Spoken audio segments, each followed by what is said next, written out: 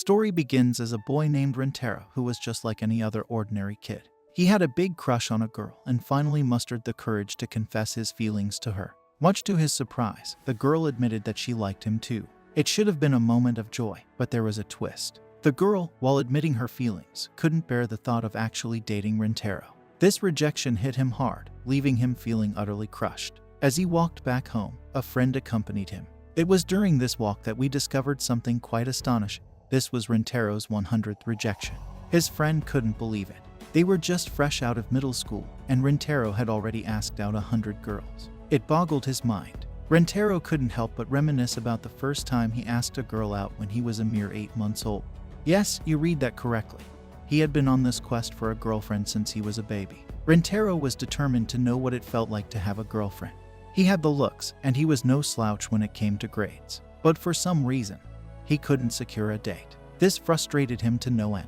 His friend, while poking fun at him, wished him luck in high school as they parted ways. With a heavy heart, Rintaro decided to visit a shrine. There, he prayed to the god of love, hoping that high school would be his chance to finally get a girlfriend.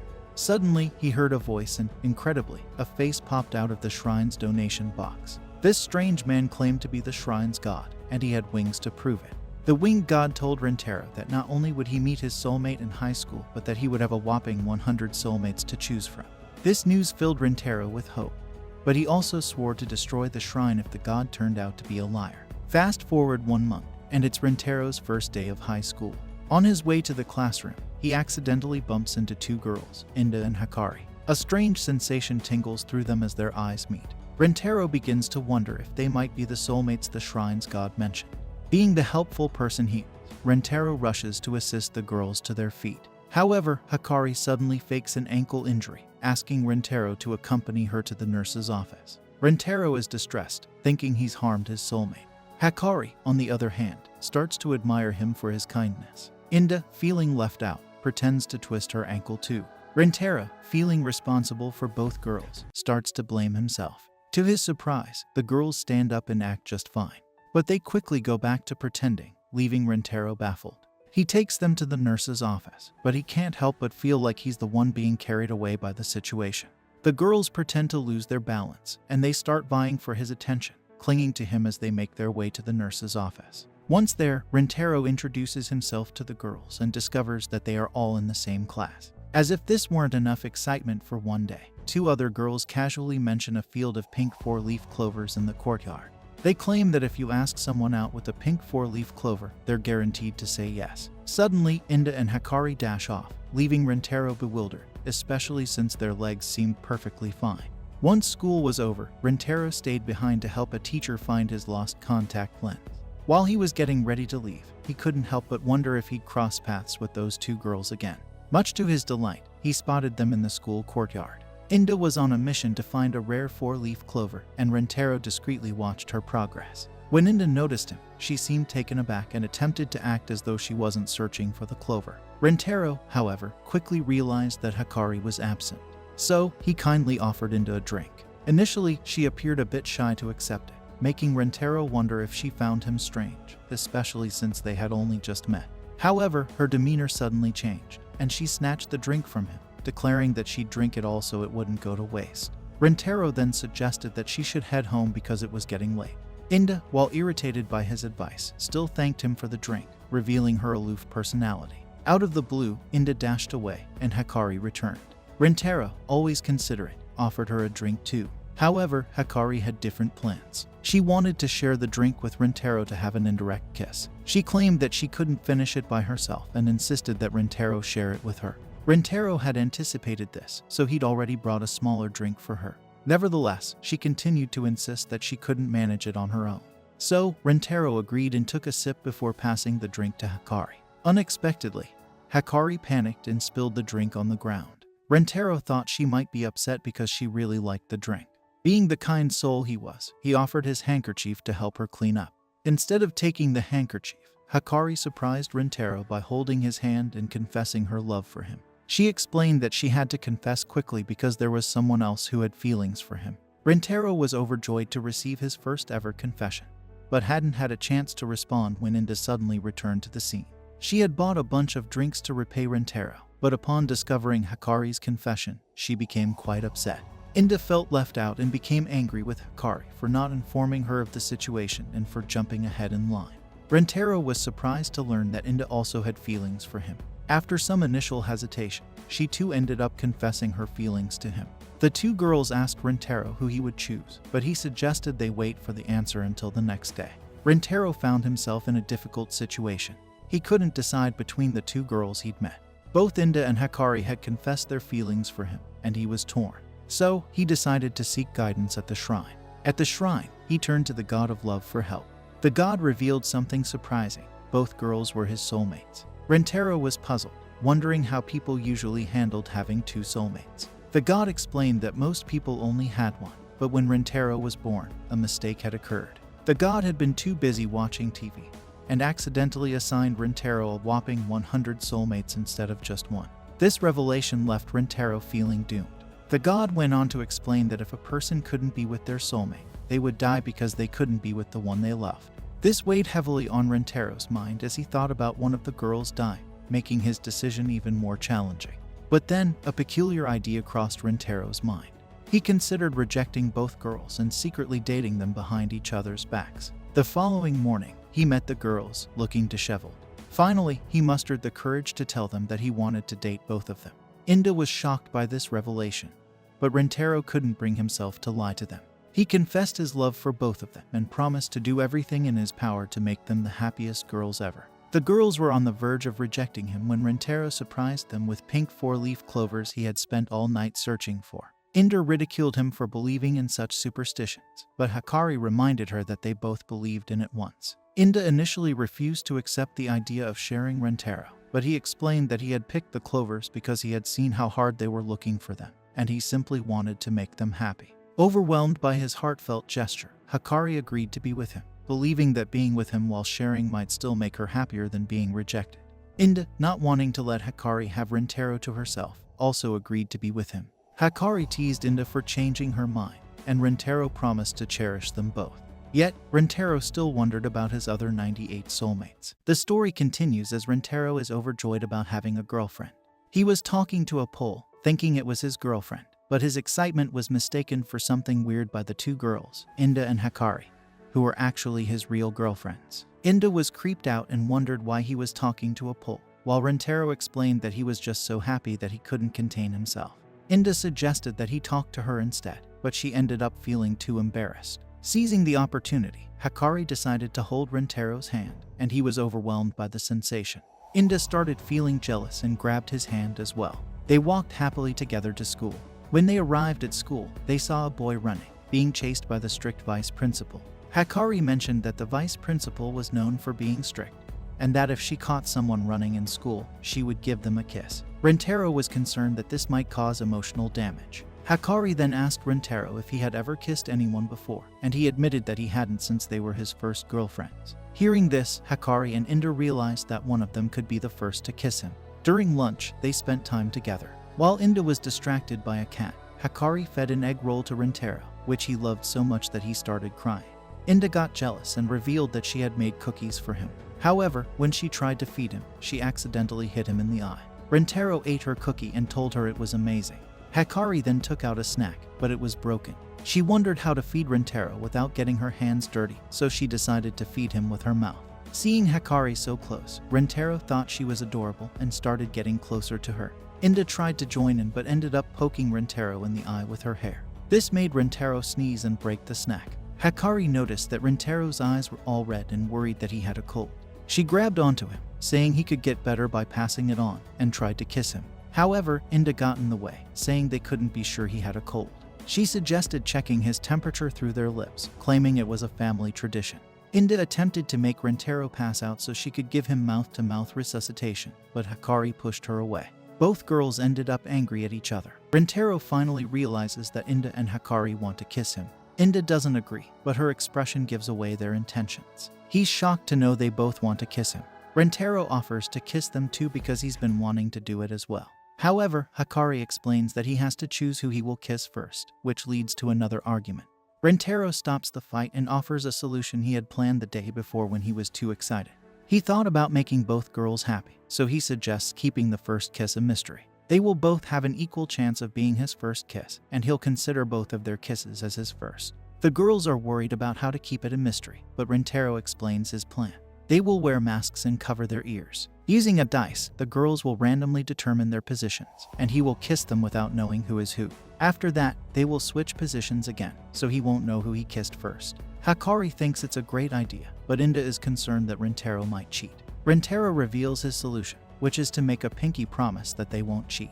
Inda finds it silly, but Rintaro promises that he'll do something extreme if he breaks the promise. The girls agree to the plan, and they start carrying it out. Rintaro was worried about accidentally bumping into Inda and Hakari during their plan because he couldn't see. He tried to figure out their positions and ended up touching Akari's chest, instantly recognizing her. They had to start over. As they tried again, a gust of wind lifted Inda's skirt, and a cat began clawing at it. Inda thought Rintaro was the one touching her and kicked him away, starting to beat him up. Her headphones fell out, and she realized it was the cat. They attempted the plan again, but something always went wrong, and they couldn't kiss. Everyone was upset, and Inda pointed out that the plan was flawed. This made Hakari angry, and they both started blaming each other and fighting over Rintaro.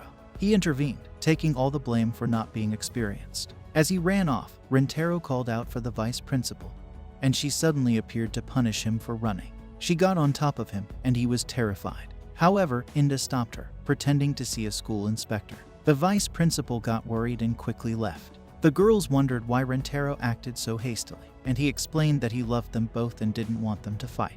He'd rather ruin his first kiss than cause them to argue. Hearing this, both girls told him he could kiss the other so he wouldn't waste his first kiss. Rintaro was surprised by their reaction, but he could tell that they both genuinely loved him. He hugged them both and came up with another plan, a three-way kiss. He thought they wouldn't agree, but seeing them getting along, he believed it could work.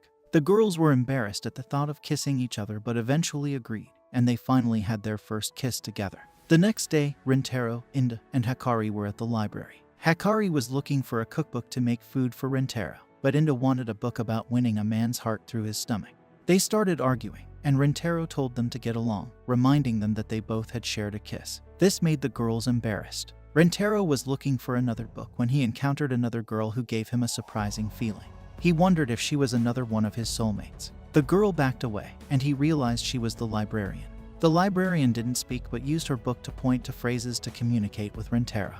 He found this confusing at first, so he thought they weren't supposed to talk in the library. She asked him what he was looking for, and he tried to mime that he wanted a funny story. The girl asked him why he wasn't talking, and he asked her the same question. She apologized and was about to find someone else to help him, but he stopped her and asked for her assistance. Rintaro wanted recommendations for a romance story with a happy ending, so she began selecting some books for him. Rintaro was surprised when she picked out a lot of books. The girl apologized and told him to choose the ones he wanted. However, Rintaro decided to take all of them since she had picked them out for him. When he tried to check them out, he found out his library card wasn't ready yet. The girl offered him her own personal book, and Rintaro happily accepted it. He wondered about her name, and the girl showed him her ID, revealing her name was Shizuka. That night, Rintaro found out her name. Rintaro started reading a book about a princess and her loyal knight. The knight protected her from a dragon, and they developed feelings for each other. However, the princess was supposed to marry another prince. The knight rushed to the princess, wishing they could defy their fates. Rintaro was rooting for them, but the story ended on a cliffhanger. The next day, Rintaro thanked Shizuka for the book. He realized she brought him the second book, and he happily accepted it. He felt the need to find a way to repay her, so he bought her a drink, and they started talking about the book outside. Shizuka shared that it was her favorite book, and Rintaro was impressed by how well she knew it, using phrases to communicate. She mentioned that she's glad people don't find her weird, revealing that she's never had a real friend. This struck a chord with Rintaro, and he got an idea. He asked to borrow her first book again. The next day, Shizuka brought him the third book, but Rintaro didn't show up. Several days passed, and as Shizuka walked around the school, she noticed Rintaro with Hakari and Inda. They commented on how tired he looked, and he explained that he had been busy at night. The girls wondered what he was up to, but Rintaro continued to yawn. Hakari suddenly kissed him, saying she was giving him her energy, and Rintaro called her his angel. Inda wanted to do the same but ended up headbutting him. Shizuka realized that he had a girlfriend and thought he must be too busy to read. She reflected on how others found her weird for her way of talking, and even her mother considered her a freak. Nobody seemed to have time for someone like her. However, Rintaro came to find her, saying he could finally repay her for lending him the books. He had her install an app on her phone and revealed that he had manually typed out the entire first book. When she talks with the book, they never spoke face to face because she always had to look at the book. With the app, they could look at each other while she talks. Rintaro hoped it would help her with communication, and he encouraged her to try it. Shizuka told him that she loved him, but she quickly took it back, saying not to worry. However, Rintaro told her that he loved her too. Shizuka believed they were destined not to be together, but Rintaro claimed they would overcome it, even if it was their fate. He introduced Shizuka to the other girls and asked to add her as his newest girlfriend. Inda thought he was crazy, but Hikari thanked him for staying with them even after finding someone else. Rintaro stated that his feelings toward them hadn't changed, likening them to an oil field and Shizuka as a completely new field. He planned on cherishing all of them even more than before. Rintaro promises to show his love through his actions. He tells them that if he ever lets them down, he will make up for it by committing a very serious act, seppuku. Inda accepts his promise, and Rintaro now has one more girlfriend. But he still has 97 more soulmates to find. After introducing his new girlfriend to both Shizuka and Karen, Rintaro notices that the girl appears normal at first. However, when they greet her, she responds using an electronic voice on her cell phone. This surprises Shizuka and Karen, finding it quite unusual. Rintaro explains that he added the names of Shizuka's classmates and data from Circlet Love Story Volume 2 to help her communicate. He also reveals that Shizuka uses quotes from her favorite series to talk. Shizuka demonstrates by saying all three of their names in a robotic voice. Rintaro continues explaining that she is a book-loving librarian who makes cute movements with her toes while reading. These movements vary depending on her emotional reactions to different parts of the story. For example, her happy moments resemble a dog's tail wagging, and when she's scared, she shakes her feet. Rintaro finds this quirk very endearing, but Shizuka is embarrassed to learn about it because she didn't even realize she was doing it. Rintaro then shares that Hikari also has a cute habit when she's deep in thought. She puts her hand in her mouth and sometimes starts biting her fingers. Rintaro finds this habit so attractive that it quickens his heartbeat.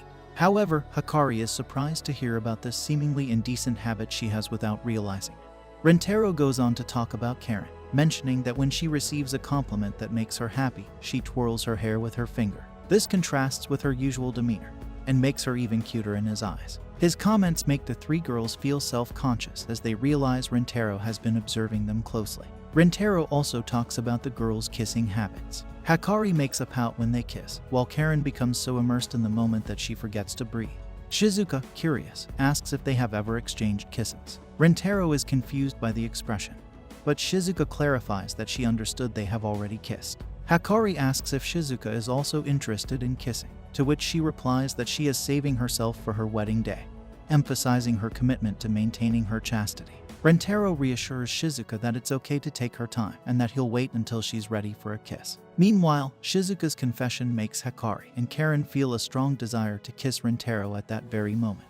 The girls playfully try to feed Rintaro, but they end up arguing over who came up with the idea first. Rintaro intervenes, reminding them to be careful because they're getting very close and might accidentally kiss again.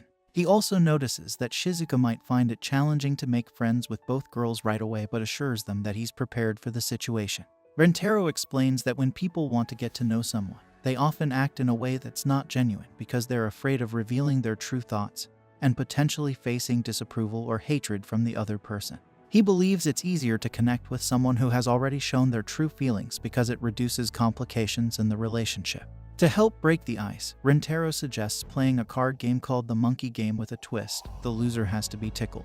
His goal is to induce laughter and create a friendly atmosphere. He calls this operation Let's Tickle and Laugh to become friends. The girls agree, finding the idea of being tickled by Rintaro exciting. They start playing, and Rintaro wins the first round, making Karen the loser. She eagerly asks Rintaro to tickle her, but Hikari advises her to hide her enthusiasm.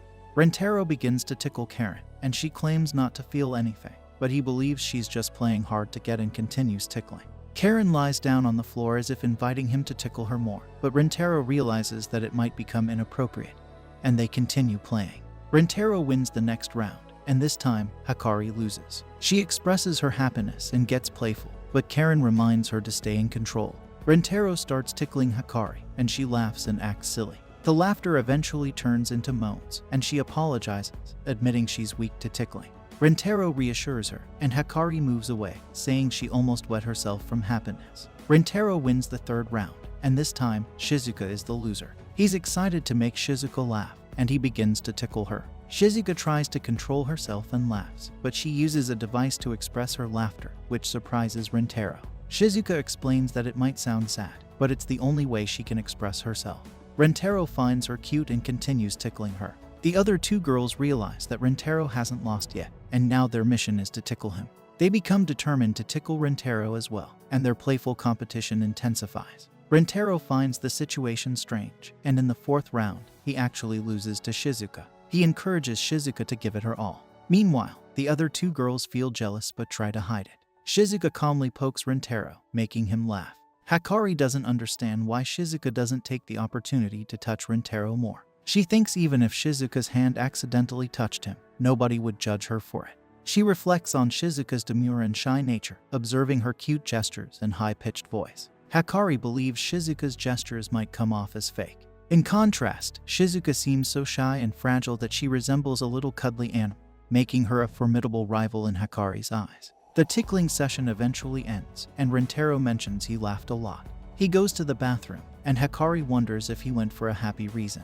Karen asks Shizuka what just happened, looking serious. She asks if Shizuka is acting modest because they're all there. Shizuka denies it, but Karen insists that Shizuka was just poking Rintaro because she wanted to touch him more. Kine asks why Shizuka was acting silly, and Hikari explains it was because Kine had frightened her earlier. She adds that Shizuka had been screaming, but Kine denies it and calls her ignorance a blessing. Shizuka says that they were Rintaro's girlfriends before she came along, and she didn't want to disrupt things. Karen becomes angry, saying she expected Shizuka to say something like that. She doesn't like seeing Shizuka avoid Rintaro without expressing her true feelings.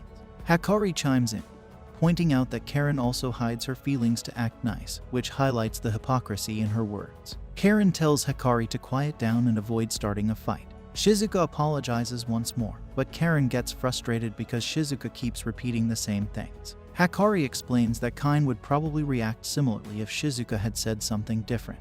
Hearing another insult, Karen gets close to being really angry with Hikari. Shizuka decides to be very honest with them, as that's what they seem to want. She explains that she can't bear the fear of Rintaro comparing her to them. Kine is saddened by this and wonders if she appears scary to Shizuka. Shizuka clarifies that she expressed herself poorly and actually finds Hikari very elegant, graceful, feminine, and with a beautiful body. She finds Karen very beautiful with confidence that matches her outer beauty. Shizuka believes she is common and lacks grace, with a childlike body and a sad, reserved personality. This makes her feel inferior to the others. Karen tries to comfort her, saying Shizuka is beautiful and her quiet demeanor is elegant and feminine. Karen takes the opportunity to apologize for everything that has happened, and Hikari tells Shizuka not to worry about what Karen says because she tends to get angry easily. Hikari reassures Shizuka that Rintaro loves them all more than they can imagine and surely has wonderful things to say about her too. Karen adds that Shizuka shouldn't hold back and should express her desires to Rintaro. Hikari suggests that Shizuka can call them by their first names since they are all Rintaro's girlfriends equally. Shizuka starts addressing them by their first names. Meanwhile, Rintaro is away, feeling happy that everything worked out. He remembers the time when Shizuka was tickling him and noticed Karen looking angry. He realized he needed to take action before it turned into a fight. However, he also remembers his purpose with the monkey game was to encourage them to express their feeling. If he makes them hide what they feel, it would increase the distance between them, not decrease it. Rintaro realizes that he needs to show courage first so that the girls can do the same. To create a private moment, he goes to the bathroom. While he's away, he understands that Karen wasn't angry for no reason. She was upset because she wanted Shizuka to be honest. Hikari intervened to prevent Karen from directing all her anger at Shizuka. Shizuka accepted what Kine had said and mustered the courage to express her true feeling. When Rintaro returns, Karen suggests they continue the previous punishment because she doesn't think Shizuka's pokes were enough. Shizuka should punish him again. Hikari asks if she wants to tickle him once more, and Shizuka realizes the two are supporting her. Feeling grateful for their kindness, she recalls Karen's advice to be open about her feelings. She stops in front of Rintaro and admits that she wants to kiss him. She confesses that her story about waiting until marriage was a lie. Rintaro acknowledges that he already knew this, and Shizuka shares her desire for a kiss. Rintaro caresses her and apologizes, finding her cute, but Shizuka takes his hand and rubs it on her face. They share a kiss, and Shizuka blushes, not showing much reaction. Hikari suggests that now that Karen has encouraged Shizuka to be honest, it's Karen's turn to be truthful. Karen claims she has nothing to declare. Hikari leaves her alone and asks Rintaro to kiss her too. Karen becomes jealous and asks if Shizuka is better than her. Rintaro reassures her, saying all three of them are the cutest in the world. Karen agrees but mentions she already expected that answer. She allows Rintaro to kiss her, saying she's not that interested, and they hug. Rintaro calls her cute, but she pushes him away. He finds her bashful expression amusing, and she playfully hits him. Finally, Rintaro expresses his desire to kiss Karen as well, pointing out that if he doesn't initiate it, it might not happen. He asks if she's interested, and Karen, although reluctant, agrees. They share a kiss, and after kissing all three of them, Rintaro looks a bit silly while staring at the sky. Hikari asks what's on his mind, and Rintaro says they're such fantastic girlfriends that he feels it's a waste for them to be with him. He expresses his gratitude for all three of them, and the girls interpret this statement in various ways, leading to laughter among the group. The girls were eagerly waiting for their test results. Hikari wondered why Rintaro was taking so long to return from getting his cell phone. Shizuka mentioned that Rintaro values his cell phone a lot because it holds pictures and memories of the three of them. They recalled Rintaro saying how important the device was to him. When Rintaro returned to the room, he found Nano, another girl, there. Nano informed them that the test results were already out. She confidently stated that checking the results would be a waste of time for her since she already knew she had the best grade. As they looked at each other, Rintaro felt a familiar connection, similar to when he first met his three girlfriends. He invited Nano to check the results together, but she declined, considering it a waste of time. Rintaro apologized and left the room. Upon returning to see the results, Rintaro praised Nano's outstanding performance. He ranked 88th, so he couldn't say much. Nano, on the other hand, had aced all the subjects, sparking Rintaro's interest. He asked if any of the three knew more about Nano. Shizuka described her as a reclusive girl immersed in her study, while Inda mentioned not having exchanged a single word with her. People talked about Nano being like a robot, always seeking precision and efficiency. She was capable of answering any question on any subject, earning her the nickname of a highly advanced human AI. Later, everyone heads to the biology lab, where Rintaro is partnered with Nano for some work. He leaves Nano studying while he goes to get a microscope. On his way back, he notices that Nano is different from his other three girlfriends. His previous girlfriends were more on the cute side, while Nano is elegant and pretty. Rintaro suggests they don't need to use the book in the lab, but he realizes Nano is copying cells from a notebook, considering it more efficient than using the microscope. Rintaro thinks this undermines the practical part of the class, but Nano argues that redoing the same steps is a waste of time since scientists have already provided the answers. Rintaro warns her about the professor watching and suggests doing the work properly. Nano takes the microscope, and Rintaro believes she'll do things right, but she stubbornly puts the book under the microscope. Rintaro realizes why people call her an AI. Her reasoning is logical, not practical, and she comes across as cold towards people. This has given her a not-so-good reputation among other students. Meanwhile, Rintaro accidentally cuts himself while cutting an onion. He goes to the sink to wash his hands and tells Nano he's going to the infirmary. Surprisingly, Nano starts sucking his finger, claiming it's more efficient due to saliva containing antimicrobial agents, eliminating the need for antiseptic. Rintaro is surprised and embarrassed, noting Nano's soft lips and hot tongue. While this awkward moment unfolds, Rintaro's three girlfriends remain focused on their work. Eventually, the class comes to an end. Rintaro goes to Nano to express his gratitude for her help, but she insists he doesn't need to thank her. However, Rintaro still feels the need to thank her properly and offers to buy her a refrigerator. Nano declines, explaining that soft drinks are not suitable for hydration, leaving Rintaro with limited options. He decides to be honest and shares that he simply wants to get to know her better, asking if she minds. Nano responds that she doesn't care, but meeting him doesn't make sense to her. Rintaro explains that for him, talking to people is enjoyable and meaningful, akin to having hobbies or taking summer vacations. Nano, however, states that she has never engaged in such activities, considering them unproductive. According to her, any activity that doesn't contribute to academic grades is not worth pursuing. Nano doesn't find value in fun if it doesn't produce something of tangible importance. Rintaro argues that high grades and performance aren't everything, but Nano countered, emphasizing the importance of activities that have prospects for the future. Rintaro tries to convince her that the meaning of life is to have fun, but Nano maintains that the meaning of something is defined by its value, and value is determined by utility and benefits. She draws parallels with money and knowledge, stating that they work in a similar way. Rentaro clarifies that he isn't discussing the definition of words, but Nano insists that if something cannot be defined in words, it is merely an illusion. Seeing Rentaro's reluctance to agree, Nano declares that debating with him is a waste of time, as she believes he won't change his way of thinking. This leaves Rentaro with lingering doubts because Nano's perspective is vastly different from his own, making him question if she could be his soulmate. Upon reaching home, Nano begins her studies but finds herself thinking about Rentaro and why she sucked his finger. Various possibilities cross her mind, but she acknowledges the danger of inaction he was facing due to a high risk. Realizing her distraction, she decides to refocus by writing the value of pi multiple times on the board. However, even after this strategy, she remains distracted and writes the pi value more frequently, realizing she's wasting a lot of time. The next day, Nano goes to Rentaro and confesses her love for him. She expresses her desire for a relationship, but when Rentaro reciprocates the feelings and expresses his wish to go out with her, Nano surprisingly refuses. She insists that Rentaro should have declined her dating proposal, and since he didn't, she will refuse on his behalf. Rentaro is confused, and Nano explains that she's there to end a love that hasn't even started. Rentaro protests, stating that they both like each other, but Nano argues that romance leads to marriage and childbirth, things she doesn't need for now. She dismisses the idea of teenage romance, claiming it makes no sense to her. Nano firmly declares that they will never have an affair. Rentaro refuses to accept this, asserting that if he continues to love her, the chance of romance happening remains. Nano recalls the unproductive day before when she thought about him a lot. Rentaro then suggests a date, promising that if he can't win her over in one day, he will not give up on her. To formalize the agreement, Rentaro extends his hand for Nano to sign. In this way, the story takes an unexpected turn as Nano, despite confessing her love, refuses to pursue a romantic relationship with Rentaro, citing her own unconventional views on love and relationships. A few days later, Rentaro waits nervously for Nano as it's their first date.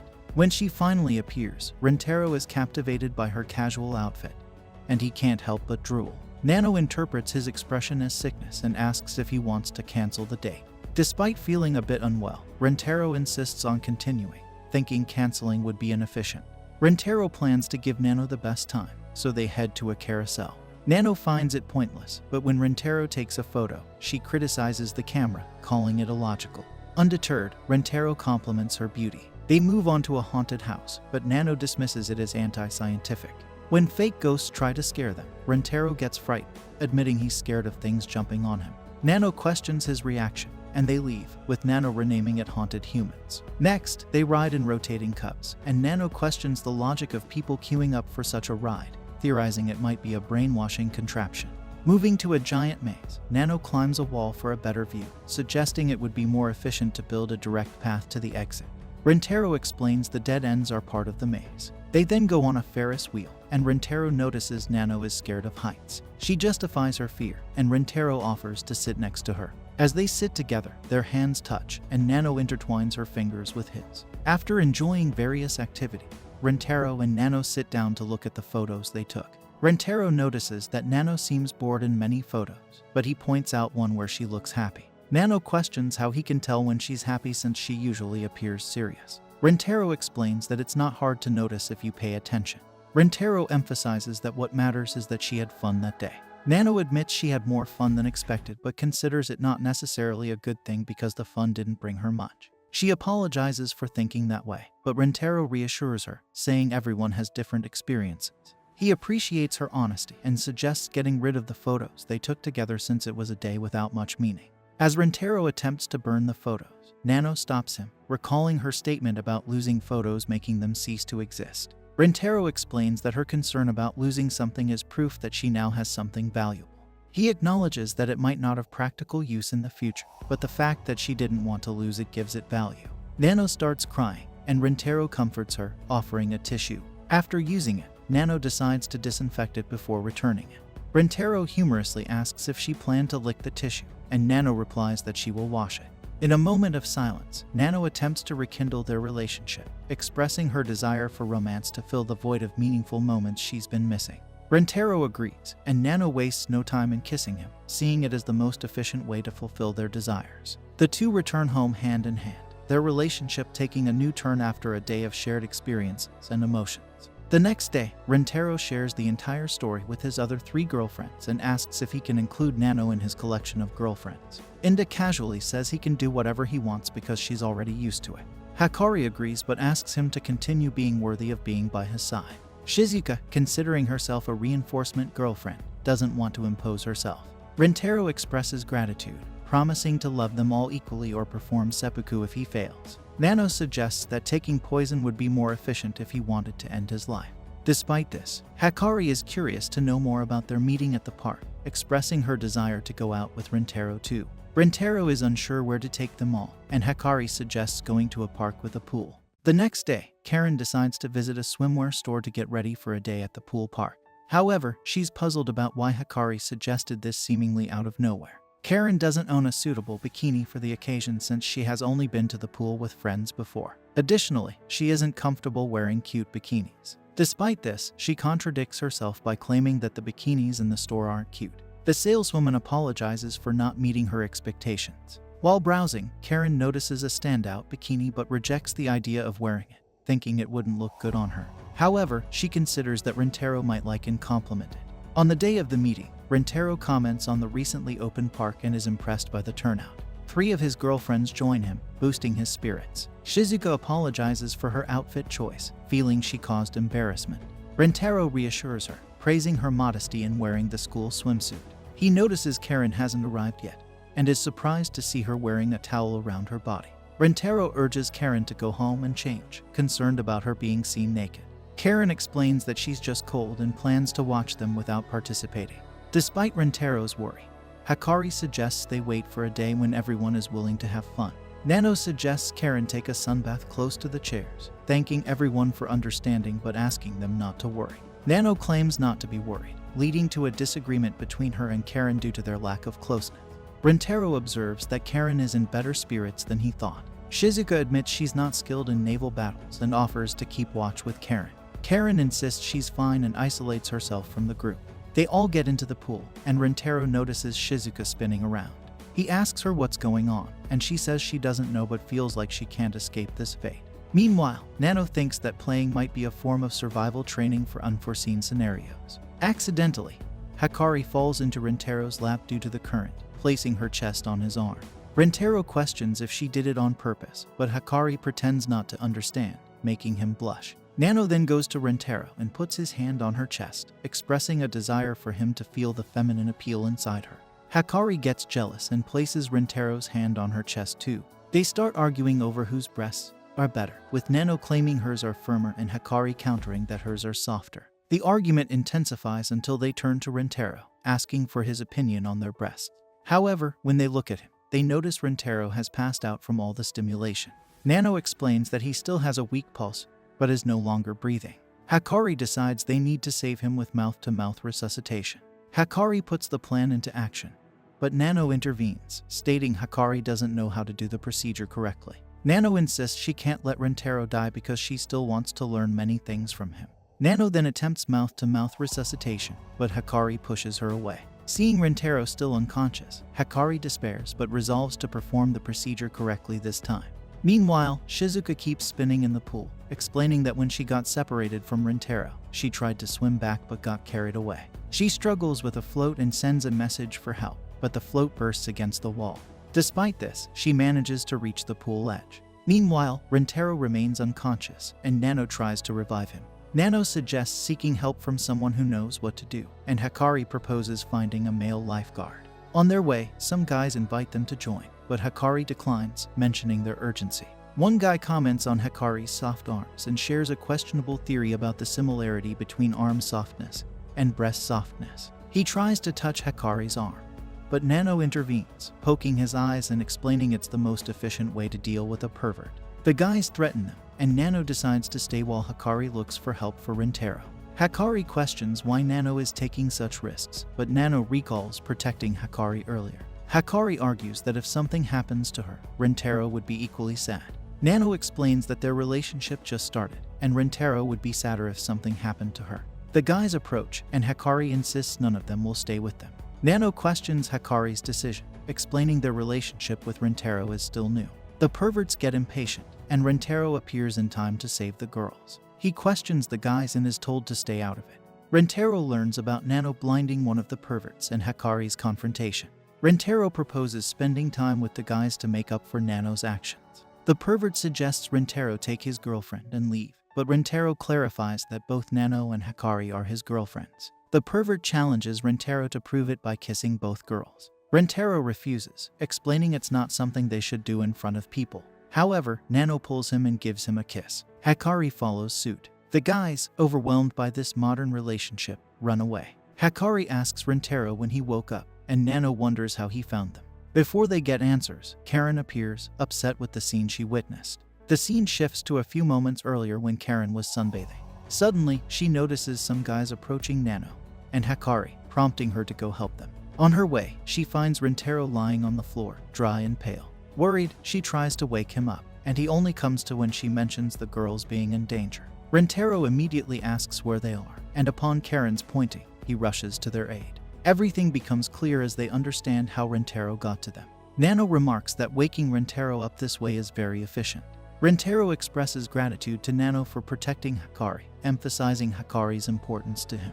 He requests Nano not to take too many risks, reminding her that he would be sad if something happened to her. This makes Nano realize Rentaro cares about everyone equally. She apologizes and thanks him for his concern. Karen notices that Shizuka is still missing, and Hikari mentions not seeing her since they left the pool with the current. Rentaro despairs, thinking Shizuka might have been carried away by the current. He runs to save her. Shizuka, meanwhile, continues to ask for help until her phone dies. Rentaro shouts her name, and she waves her arm to get his attention. Rentaro can't hear her, but after putting in effort, he finally hears her. He rushes to her side, apologizing for leaving her alone. Shizuka kisses him on the way back, but Rentaro blushes, suggesting it's not the right place for it. They return to the other girls, and Rentaro decides to rest while they have fun, inviting Karen to join him. He teases Kine for looking at Hikari and Nano's breasts, and notices Karen's discomfort. Rentaro believes Karen chose not to wear a bikini to the pool due to confidence issues, but she denies it, claiming she's just cold. Rentaro points out her melon soda with ice cream, suggesting it's not the behavior of someone who's cold. He explains that Hikari and Nano are exceptions in terms of attractiveness for their age, and high school girls typically have a body similar to Karen's and Shizuka's. Kine, feeling insecure, denies being feminine. Rentaro asks her to stand and removes her coat, complimenting her appearance. She calls him a pervert, but Rentaro insists she looked great in the bikini. He hugs her and explains that she's not better or worse than the other girls. They all have unique quality, and he finds her attractive as she is. Rentaro invites Karen to join the other girls, but Karen is still motionless and red. He kisses her too, and they all return to the pool. Nano asks if Karen's cold has passed, and she confirms. The other girls compliment Karen's bikini, making her embarrassed. Seeing everyone together, Rentaro decides it's time to have fun in the pool for the rest of the day, enjoying the date as it should be. The story unfolds as Rentaro is being dragged by Karen, with his other girlfriend following closely. Hikari expresses her desire not to miss the limited passionate pair's pancakes. Meanwhile, in a laboratory, a girl is diligently working on creating potions. As Rentaro is pulled through the lab, he briefly locks eyes with the girl, feeling a same shock of finding his soulmate. However, the moment is fleeting as Karen continues to pull him away. The next day, Rentaro decides to visit the chemistry lab in the hope of finding the girl he saw yesterday, believing her to be his soulmate. Upon entering, a cute girl named Kusuri welcomes him to the lab. Rentaro looks around but doesn't spot the girl from before. Kusuri asks for Rentaro's name and introduces herself. She invites him to have some tea, and despite his hesitation, she insists, revealing that she has created a new medicine. Rentaro clarifies that he is not there to join the club but is searching for someone. Undeterred, Kusuri encourages him to drink the tea while he waits. As Rentaro approaches her, Kusuri instructs him not to peek at her work. Despite his protests, Rentaro decides to wait and see what she is making. Kusuri reveals her new magnetic potion, astonishing Rentaro with its effectiveness, surpassing even Nobel Prize-winning achievements. She explains that the potion can make a person temporarily magnetic, attracting metal objects. She urges Rentaro to try it, and after some hesitation, he drinks it. To his surprise, Rentaro experiences the potion's effects, turning his body into a magnet. Kusuri boasts about her invention, but then warns Rentaro of the side effects, including 3 days and 3 nights of unimaginable constipation. Rentaro is taken aback, questioning what she made him drink. Kusuri ignores his concerns and decides to drink the potion with the opposite magnetic effect. As they embrace due to the magnetic force, Rentaro feels embarrassed. Kusuri mentions that the effect will wear off in 10 minutes, but they find it challenging to separate from each other. She explains the various drugs she enjoys creating, such as night vision medicine and a potion that delays voice sounds. While Rentaro initially entered the lab to find his soulmate, he becomes captivated by Kusuri and her passion for chemistry. Despite realizing that Kusuri is not his soulmate, he is seemingly infatuated with her. However, Kusuri notices Rentaro watching her, realizing he is enamored by her cuteness. She discloses that the tea he drank was spiked with a love potion. The girl then confesses her feelings, declaring that she fell in love with him at first sight and asks Rentaro to date her, confident that he cannot reject her due to the love potion. Rentaro, however, begins vomiting, causing the girl to become angry at what she perceives as rudeness after confessing her feelings. Rentaro clarifies that he finds it inappropriate to hear such things from someone who urinates while hugging him. He dismisses the love potion as the cause of his nausea, leaving the girl frustrated and embarrassed by the unexpected turn of events. Kasuri wonders why Rentaro is acting differently than expected, as he was supposed to be melting for her due to the love potion. She believes he is rejecting the idea of dating her, leading to her desperate crying and a tantrum. However, Rentaro expresses his desire to accept her statement when he is normal and not under the influence of the love potion. He falls to the floor, shaking, and Kasuri realizes he is experiencing an overdose of emotions. To cure him, she offers a medicine to neutralize the effects of the drug. However, Rentaro is unable to take it voluntarily as he is spinning like a Beyblade.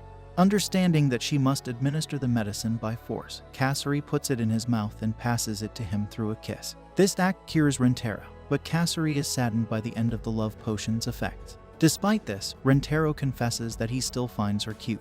As they become more embarrassed looking at each other, Kasuri realizes that Rentaro's body rejected the drug before because he was already in love with her. She then asks Rentaro to date her again, this time going on her knees. When he asks her to raise her head, she continues lying down.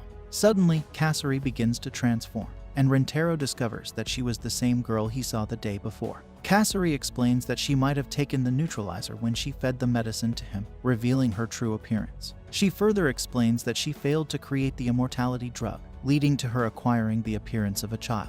Introducing herself again, she mentions that she is a third-year student and the president of the chemistry club.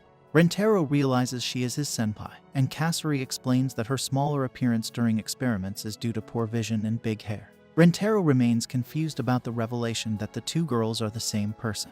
When he becomes sure that she is his soulmate, he kneels down and declares his feelings for her. Kasuri reciprocates by hugging him, but mentions that she needs to change her diapers again. The unexpected twists and turns in their encounter add layers to the story, leaving Rentaro in a state of both confusion and newfound understanding about Kasuri's true identity. The scene changes, and Rentaro introduces Kasuri to his two girlfriends, Nano and Karen, asking if he can date her as well. Nano suggests that dating several companions at once is more efficient, but Rentaro clarifies that he's not doing it for efficiency. Karen urges Kasuri to finish introducing herself, and Kasuri reveals that she is an obsessive drug lover. Karen questions if she is a decent girl, and Rentaro explains that Kasuri's appearance is influenced by a specific drug, and she is, in reality, a third-year student. Kasuri then shares that she brought drugs for each of them. For Karen, she initially offers a potion to enlarge her breasts, which irritates Karen, thinking it's a hint. Kasuri changes the potion to make Karen stop being crazy, but Karen gets angry again. Changing it once more, Kasuri suggests a medicine to make her more feminine.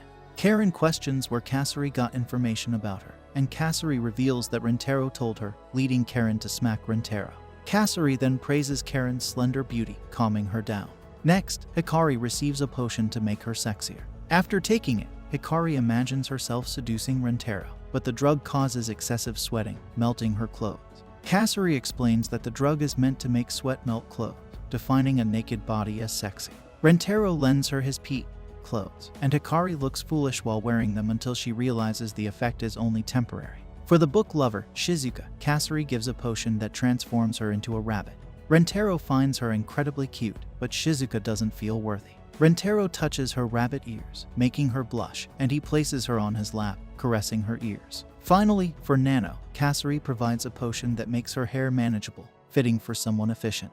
Nano uses this ability to clean dirt off Rentaro's face. He becomes infatuated with the smell of her hair, and Nano kisses him in an efficient manner. Kasuri then brings more potions, each lasting around 10 minutes. She warns Nano about the hair potion, stating it could lead to baldness if overused. Nano jokes about embracing baldness for efficiency, but Rentaro expresses his love for her hair. They sit down to talk, and Karen praises the effectiveness of the drugs. She asks what would happen if she took the breast enlargement potion, and Kasari shows her a photo representing the result, a muscular enhancement rather than enlarged breasts. Karen disapproves, and Kasari explains that she puts more effort into drugs for those willing to sign up for the research team.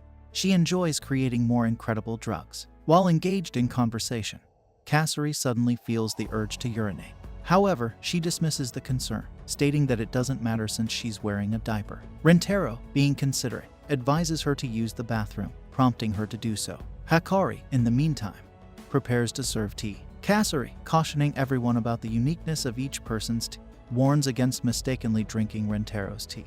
Rentaro finds her statement peculiar, and Kasari explains that men's and women's teas have subtle differences. Noticing Kasari's discomfort, Rentaro suggests she use the bathroom promptly. Kasari rushes away, asserting that they can identify whose tea is whose by checking the bottles.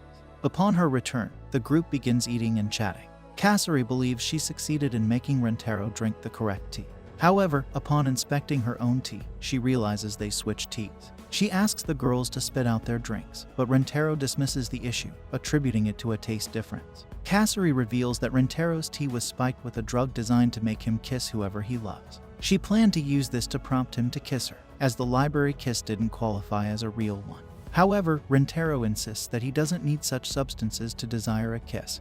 He already feels inclined to do so naturally. Upon hearing this, Kasari jumps on Rentaro's lap to kiss him. This action incites jealousy in kind, and the other girls express their desire to kiss Rentaro. Kasari, regretful of the tea mix-up, advises Rentaro to run away as the girls become uncontrollable. Rentaro questions Kasari's motives, and she explains that the drug, intended for men, increases libido, driving them towards sexual intercourse. In women, it heightens the desire for emotional pleasure, specifically kissing. Kasari emphasizes the potential dangers of increasing this desire in girls, as it removes mental inhibitions, granting them supernatural strength. They become akin to kissing zombies, desiring a kiss from their loved one indefinitely. Kasari warns Rentaro that if he gets caught, he won't escape their clutches, and he'll be compelled to kiss them forever. Despite Rentaro's initial enthusiasm, Kasari stresses the need to neutralize the drug in the girls' bodies to prevent them from staying in this state permanently. Rentaro inquires about the time it takes for the medicine to circulate in their body, marking the beginning of the kissing arc. The story continues as the girls move closer to Rentaro. Kusuri urges Rentaro to escape. Following her advice, they quickly go through a door and lock it behind them. Kusuri then reveals that making 4 doses of the neutralizer on the spot isn't possible.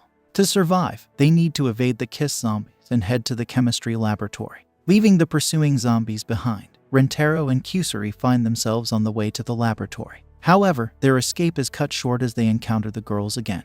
In a bid to slow down the pursuing girls, Kusuri searches for a drug. She pulls out a potent drug capable of melting the skin and causing intense pain.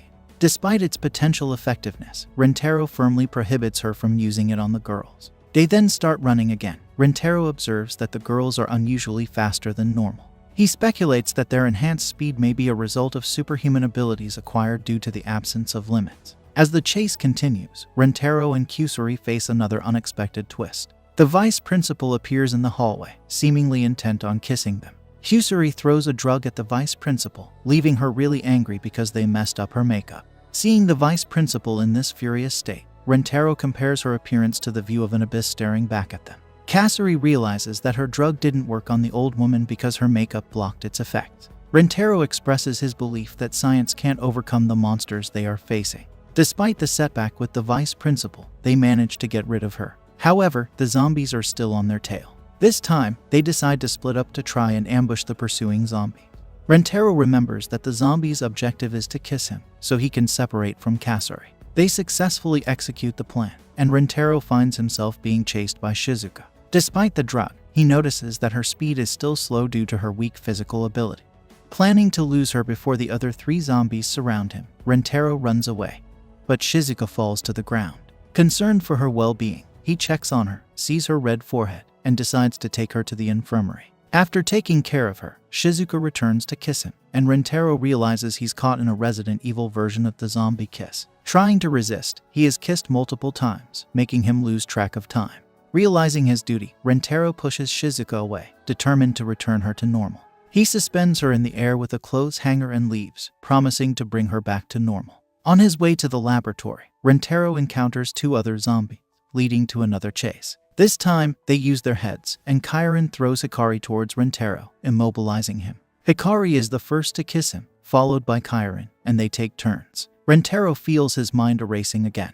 Unlike Shizuka, they are more challenging for him to resist. However, after the kisses, they start arguing among themselves. Rentaro observes that even though the girls have turned into zombies, they still act the same as before. Seizing the opportunity, he takes advantage of their distraction and makes them kiss each other, causing them to forget about him. Rentaro explains that the drug they took compels them to kiss whoever they like uncontrollably. In essence, the 2 girls actually love each other, leading to their constant troublemaking. Rentaro, initially confused by their behavior, realizes he had mistaken their friendship for passion. He watches them kissing until he remembers his purpose, to go to the chemistry laboratory. Upon opening the door, he unexpectedly encounters Nano. Quickly closing the door, Rentaro hides in a closet. When Nano exits, she doesn't spot anyone. But Rentaro senses the need to think of a plan as she might find him soon. Putting his hopes in Kasuri, he wishes she takes the chance to enter the laboratory. However, to his surprise, Kasuri is also hiding with him. Feeling hopeless, Rentaro questions her presence. Kasuri explains that when she tried to enter the laboratory, Nano saw her, and so she hid there to avoid being found. This revelation raises suspicions because Nano should be searching for Rentaro, the one she wants to kiss. Kasuri suggests that Nano might have realized they were together, and Rentaro acknowledges that it was Nano's order to surround them. It becomes evident that becoming a kiss zombie did not erase all of Nano's intelligence. Despairing at the thought of being found, Rentaro and Kasuri discuss a plan. Kasuri proposes that Rentaro should run out to attract Nano's attention, allowing her to enter the chemistry laboratory. While Rentaro has also considered this idea, he worries it would seem suspicious if he ran away immediately after hiding, potentially alerting Nano to their tactic. Desperation sets in as they realize time is running out to reverse the effects. Kasuri, overcome with guilt, begins to cry and confesses that she always causes problems with her drugs. She reveals her financial struggles and ongoing failures in the chemistry club but emphasizes that she doesn't want to be hated or burden Rentaro. Expressing her deep love for him, Kasuri decides to take the extreme step of giving up on developing drugs forever. Just as despair seems to prevail, she suddenly remembers that she has a dose of the reversal drug, bringing relief to Rentaro. The situation takes a positive turn as they only need 1 dose of the reversal drug to confront Nano and access the laboratory. Rentaro, impressed, calls Kasuri a genius for her quick thinking. However, as Kasuri begins taking the potion, Rentaro questions if it was meant for Nano. To his surprise, Kasuri clarifies that she consumed the potion to return to her normal size because Nano doesn't know her in that form. Observing Rentaro turning red, Kasuri explains that the effects of the drug will wear off soon, and they shouldn't touch each other until then. Considering their plan, Kasuri comes up with a strategy to tie Nano up using her new appearance as a surprise. Facing Nano, Kasuri attempts to use tape to capture her, but the zombie becomes suspicious and captures Kasuri first. Rentaro loses hope, thinking their plan to produce the reversal drug is doomed. However, noticing some of the reversal drug on the floor, he seizes the opportunity and runs away, with Nano chasing him. Rentaro manages to hide in a room, but Nano forcefully enters, tearing off the handle and parts of the door. She successfully kisses him, and fake credits appear on the screen. Just then, Kasuri enters the room and makes Nano drink the reversal drug. Nano questions Rentaro if it was all part of his plan, and he confirms it. His intention was to lure Nano away, buying time until the effects of the reversal drug wore off, causing Kasuri to shrink and untie herself automatically. Explaining the plan to Kasuri, Rentaro realizes that she might not have understood the details. In her mind, he could have used a medicine to melt the ropes. Deciding to set that aside for the moment, they hurry to offer the reversal medicine to the other affected girls. After everyone wakes up from the reversal, Hikari apologizes to Rentaro for her actions. However, she soon recalls kissing Karen, creating a commotion as she claims not to remember anything. Karen contradicts her, stating that she remembers everything, including kissing Hikari. In its tsundere fashion, Karen denies remembering anything, echoing Hikari's stance. Kasuri draws everyone's attention, apologizing for the trouble caused by her drug that led to their unusual situation. Rentaro gently reminds Kasuri that it was one of her drugs that reversed their situation, bringing everything back to balance. He assures her that he is willing to take responsibility for any issues caused by her drugs and urges her not to give up on inventing them. Rintaro emphasizes that inventing drugs is what Kasuri loves to do the most. Expressing his admiration, Rintaro acknowledges that Kasuri's passion for her work is one of the reasons he loves her. The other girls present are left speechless by this heartfelt declaration. Overwhelmed with emotion, Kasuri hugs Rintaro and openly declares her love for him and her deep passion for creating drugs. The story continues as Rintaro visits Lavazono Flower Park and is captivated by its beauty. Nano mentions that it's an ideal spot to explore a variety of plants. Kasuri plans to collect nectar for her drug research, while the other girls enjoy the scenery. Rintaro expresses gratitude to Hikari for suggesting the park, and she agrees that it was worth recommending. Hikari wanted to bring him there, and as they talk, an announcement interrupts them. A man informs through the intercom about the upcoming monthly event, Bouquet Toss. Hikari explains it's a major attraction where the lucky person catching the bouquet can wear a wedding dress adorned with the park's flowers. The fortunate girl also gets a special photo session with a loved one. Excited, Rintaro decides to participate, and Hikari reveals that wearing this wedding dress has been her dream since childhood. She is determined to make this dream come true. Together, they head to the location of the big event. When they arrive, Rintaro notices a crowd eager for the bouquet. Suddenly, a middle-aged woman stands out, urging her friends to help her catch the bouquet for a special photo shoot. Confused, Rintaro asks Nano, who explains that they're from a Japanese motorcycle gang called the Gorilla Syndicate. Rintaro appreciates his well-informed girlfriend, Nanopedia. Hikari suggests they join forces to improve their chances against the gorillas. They decide to draw lots for the photo session, and everyone agrees. Rintaro, concerned about the enthusiastic gorillas, suggests Shizuka not participate to avoid any harm. Kurine supports this idea, considering Shizuka's height might make her hard to spot in the crowd. Kasuri takes a potion to grow bigger. Rintaro notices the gorilla's distinctive flags and decides to make his own with a towel and pen, labeling it Rintaro Family. Everyone is taken aback by him calling them family. Rintaro pumps up the team with a spirited war cry. The gorilla gang is cheering, but they pause when they see Shizuka and appreciate her cuteness. The presenter then announces the bouquet toss, emphasizing a strict no-violence rule. Baba, a former soccer athlete turned shot putter, is introduced as the tosser. Rintaro is surprised to see his vice principal in this role and learns about Baba's shot-putting background. The presenter asks Baba about her motivation, and she reveals a quirky desire to throw the bouquet out of the Earth's atmosphere to prevent happiness. Despite the strange motivation, the presenter proceeds with the event and starts a countdown for the bouquet toss. Baba tosses the bouquet with no concern, focused on earning money for spending on strippers. Participants rush toward the bouquet, and the gorilla gang begins attacking some of them. Rintaro realizes they are not concerned about maintaining civility. The gang captain clarifies that their violence is only directed at each other as part of their training. She tosses one of her henchmen toward Hikari, but Karen steps in to hold the gorilla's back. Karen decides to play by the same rules and acts like a gorilla for a moment. She goes after the captain, impressing her with her strength, but the captain unintentionally insults Karen by comparing her to a gorilla. Unfazed, Karen instructs the others to go for the bouquet while she deals with the captain. The gorillas use their flags to create a wind tornado, diverting the bouquet towards the captain. Rintaro confronts the gorillas, refusing to let them win. In the sky, Shizuka, aided by the Rintaro family flag, is seen flying.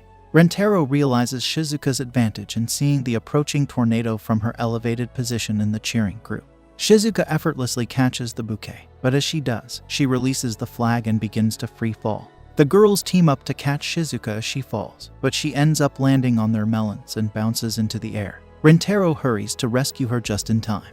The gorilla captain gets angry upon seeing that the bouquet was successfully caught. Karen expresses gratitude for the spirited competition and emotionally shakes hands with the girls. Karen reflects on her relief for not being with the girls when Shizuka jumped onto their beds because her skeletal frame wouldn't have been much help. The victory is celebrated with joy, and Hikari suggests deciding who will take the photo with Rintaro. She introduces a raffle kit with toothpicks. To win, a person has to pick the toothpick with a red mark. As Hikari mixes the toothpicks, she reveals her premeditated plan.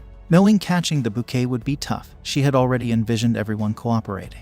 Hikari suggests conducting the draw even before the bouquet is thrown, avoiding suspicion. She points out that the stick with the red mark has a small visible cut on the side. To avoid suspicion during the toothpick draw, Hikari devises a plan. She decides to let someone else go first and chooses Nano, believing her efficiency-focused nature would likely ensure she picks the closest stick. Hikari mentally apologizes for her strategy, but is determined to make her childhood dream come true. However, Nano's efficiency surprises Hikari and all the girls quickly get their toothpicks. To Hikari's surprise, she gets the red toothpick. She gets really happy as her dream finally came true. On their other side, Kusuri throws a tantrum and Rentaro reassures her, saying there will be more opportunities in the future. Hikari feels sorry for Kusuri, who hasn't made strong memories with Rentaro yet. She decides to let Kusuri take the photos instead. Kusuri expresses gratitude, thanks Hikari, and confesses her love for both Hikari and Rentaro. She says that watching her two favorite people take a photo together would be very fun. Hikari suggests taking photos together, despite Karen mentioning they always do that. They decide to have a group photo. Afterward, Hikari expresses gratitude to Rentaro for making her dream come true. She shares that her days have been happy since meeting him, and her life has felt like a dream. Rentaro reciprocates the feelings, thanking Hikari for everything. When Hikari makes a seemingly selfish request, Rentaro is open to granting it. To his surprise, she asks to break up. Rentaro is confused and plans to talk to her later to understand her reason. However, he learns that Hikari has left the park for an urgent appointment. Kusuri suggests she might have just gone to the restroom, and Nano inquires if something happened to Hikari. Rentaro reassures them and promises to talk to Hikari. When he tries to call her, Hikari doesn't answer. Rentaro recalls receiving an envelope from Hikari containing her bikini photos. Curious, he opens it, believing it might contain her address. His hunch is right, and he arrives at a grand house with a garden, lake, and fountain. Spotting Hikari through a window, he excitedly calls out to her, but she hushes him and warns him to stay quiet. A security guard hears a noise and checks, so Rentaro hides just in time. Hikari calls him from an unknown phone, saying they have little time. Rentaro, confused about their sudden separation, asks for an explanation. Hikari reveals she doesn't love him anymore and wants him to move on without her. However, Rentaro senses she's hiding something and refuses to leave until she tells the truth. Hikari opens up, saying her mother found out about them. Despite explaining their honest relationship and her happiness, her mother disapproved. She took Hikari's phone, transferred her to a different school, and planned to move the next day. Hikari doesn't even know where she'll be going. Rentaro gets upset upon hearing Hikari's explanation. Hikari says that how her mother's is. She also says that her mother have a lot of money and use it to bend everything at her will. She believes her mother will keep separating them if they meet again. Hikari's mother overhears their conversation, takes the phone, and warns Rentaro never to approach her daughter again or else she can get rid of teenage boy like him if necessary. Hikari's mother abruptly hangs up despite Rentaro's attempts to talk. Rentaro shouts to get attention, but the security guard catches him and asks him to get out. Rentaro explains he needs to talk to the residents, but the guard reveals he has orders not to let him in.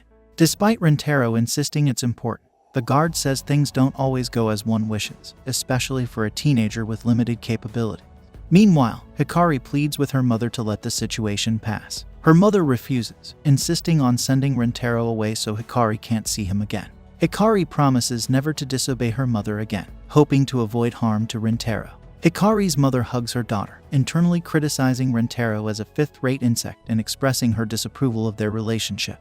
Later in the afternoon, Rentaro comes back home feeling really sad. He remembers Hikari's words and how the security guard said he couldn't do anything because he's just a teenager. Rentaro is frustrated and defeated, so he hits his head against the wall. He feels weak, doesn't have much knowledge, money, or power, and doubts he can love someone like Hikari. While looking down, he finds a 4-leaf clover, reminding him of the day he first met Hikari. Rentaro tells the other girls everything, and Kurain wonders why Hikari didn't speak up earlier. Kasuri asks Rentaro about their plan, and he decides to sneak into the mansion and rescue Hikari. Kurain and Nano doubt the plan's success because of Hikari's mother's wealth. Despite the challenges, Rentaro is determined to make Hikari happy and bets everything on this rescue plan.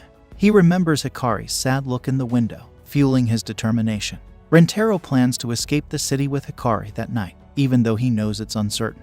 He promises to come back one day and asks the girls to wait for them. Kurain finds the plan convenient but decides to help Rentaro rescue Hikari, and the other girls offer their help too. Rentaro knows it's not a simple decision, but as he looks at the girls, he realizes they all love Hikari like him. With this in mind, he accepts their assistance. The story continues as the Rentaro family has reached Hikari's mansion, and they've managed to get past the fancy gates. The garden inside is so beautiful that everyone is impressed. Nano thinks entering through the garden was a smart move because the noise from the fountain covered the sound of their arrival. Rentaro warns them about strict security, so they need to be careful. Before getting into the serious stuff, they all join hands to celebrate the start of their mission. Rintaro tries calling Hikari, but she doesn't answer. To get her attention, Rintaro takes out a ball from his backpack. Karen asks what he plans to do with it, and Rintaro explains he wants to throw the ball towards Hikari's window, and then use his rope to bring it down. However, when he throws the ball, he can't reach the window. After searching for it, Rintaro realizes the ball is gone. Karen finds a cat playing with it, but the cat runs away when Rintaro tries to catch it. Nano suggests kicking the cat to stop it, but Rintaro steps in to prevent her from being too harsh, or else Peto will sue them. The noise they make attracts a security guard, and they hide. The cat goes to the security guard, ready to play. Kasari expresses disappointment, saying they've lost the ball for sure. Rintaro says that their only option to enter the house is now gone. Nano points out that because there are cats around, there might be a small door for animals to enter the house. When they see the door, Shizuka tells them that the door is probably only big enough for a baby. Karen asks Kasari if she has a drug that can shrink the body. Kasari explains she hasn't made a drug like that, because the one she mentioned was an immortality potion that didn't work. Nano displays some stones she collected from the garden. Afterward, she successfully opens the door, explaining that she could determine the lock's location and type based on the door's shape. By throwing the stones at the right angle and speed, she could force the lock to open. She urges them to enter quickly, emphasizing the risk of mission failure if they linger too long. However, upon examining Nano's hand, Rintaro notices a broken and bleeding nail. Karen retrieves a bandage from Rintaro's bag and wraps it around Nano's finger. Nano explains that she needed to use her fingernail for precision and speed when throwing the stones. Karen admonishes Nano for going too far. Nano, however, justifies her actions by mentioning a favor she owes Hikari for a past incident in the park. But then she corrects herself, stating that it's not for a favors but she genuinely wants to help her. Upon entering the house, they encounter a guard dog. Rintaro advises them to leave promptly, as an attack could jeopardize their mission. But as they exit, he notices that Shizuka stayed behind because she was too frightened to run. Attempting to call her name, Nano stops him, explaining that yelling could agitate the dog and alert the security guard. Meanwhile, Shizuka blames herself for being left behind, considering it a burden. Then, she recalls Hikari's situation and Rintaro's commitment to giving his all to rescue her. Shizuka declares her intention to do the same, willing to give her best to help.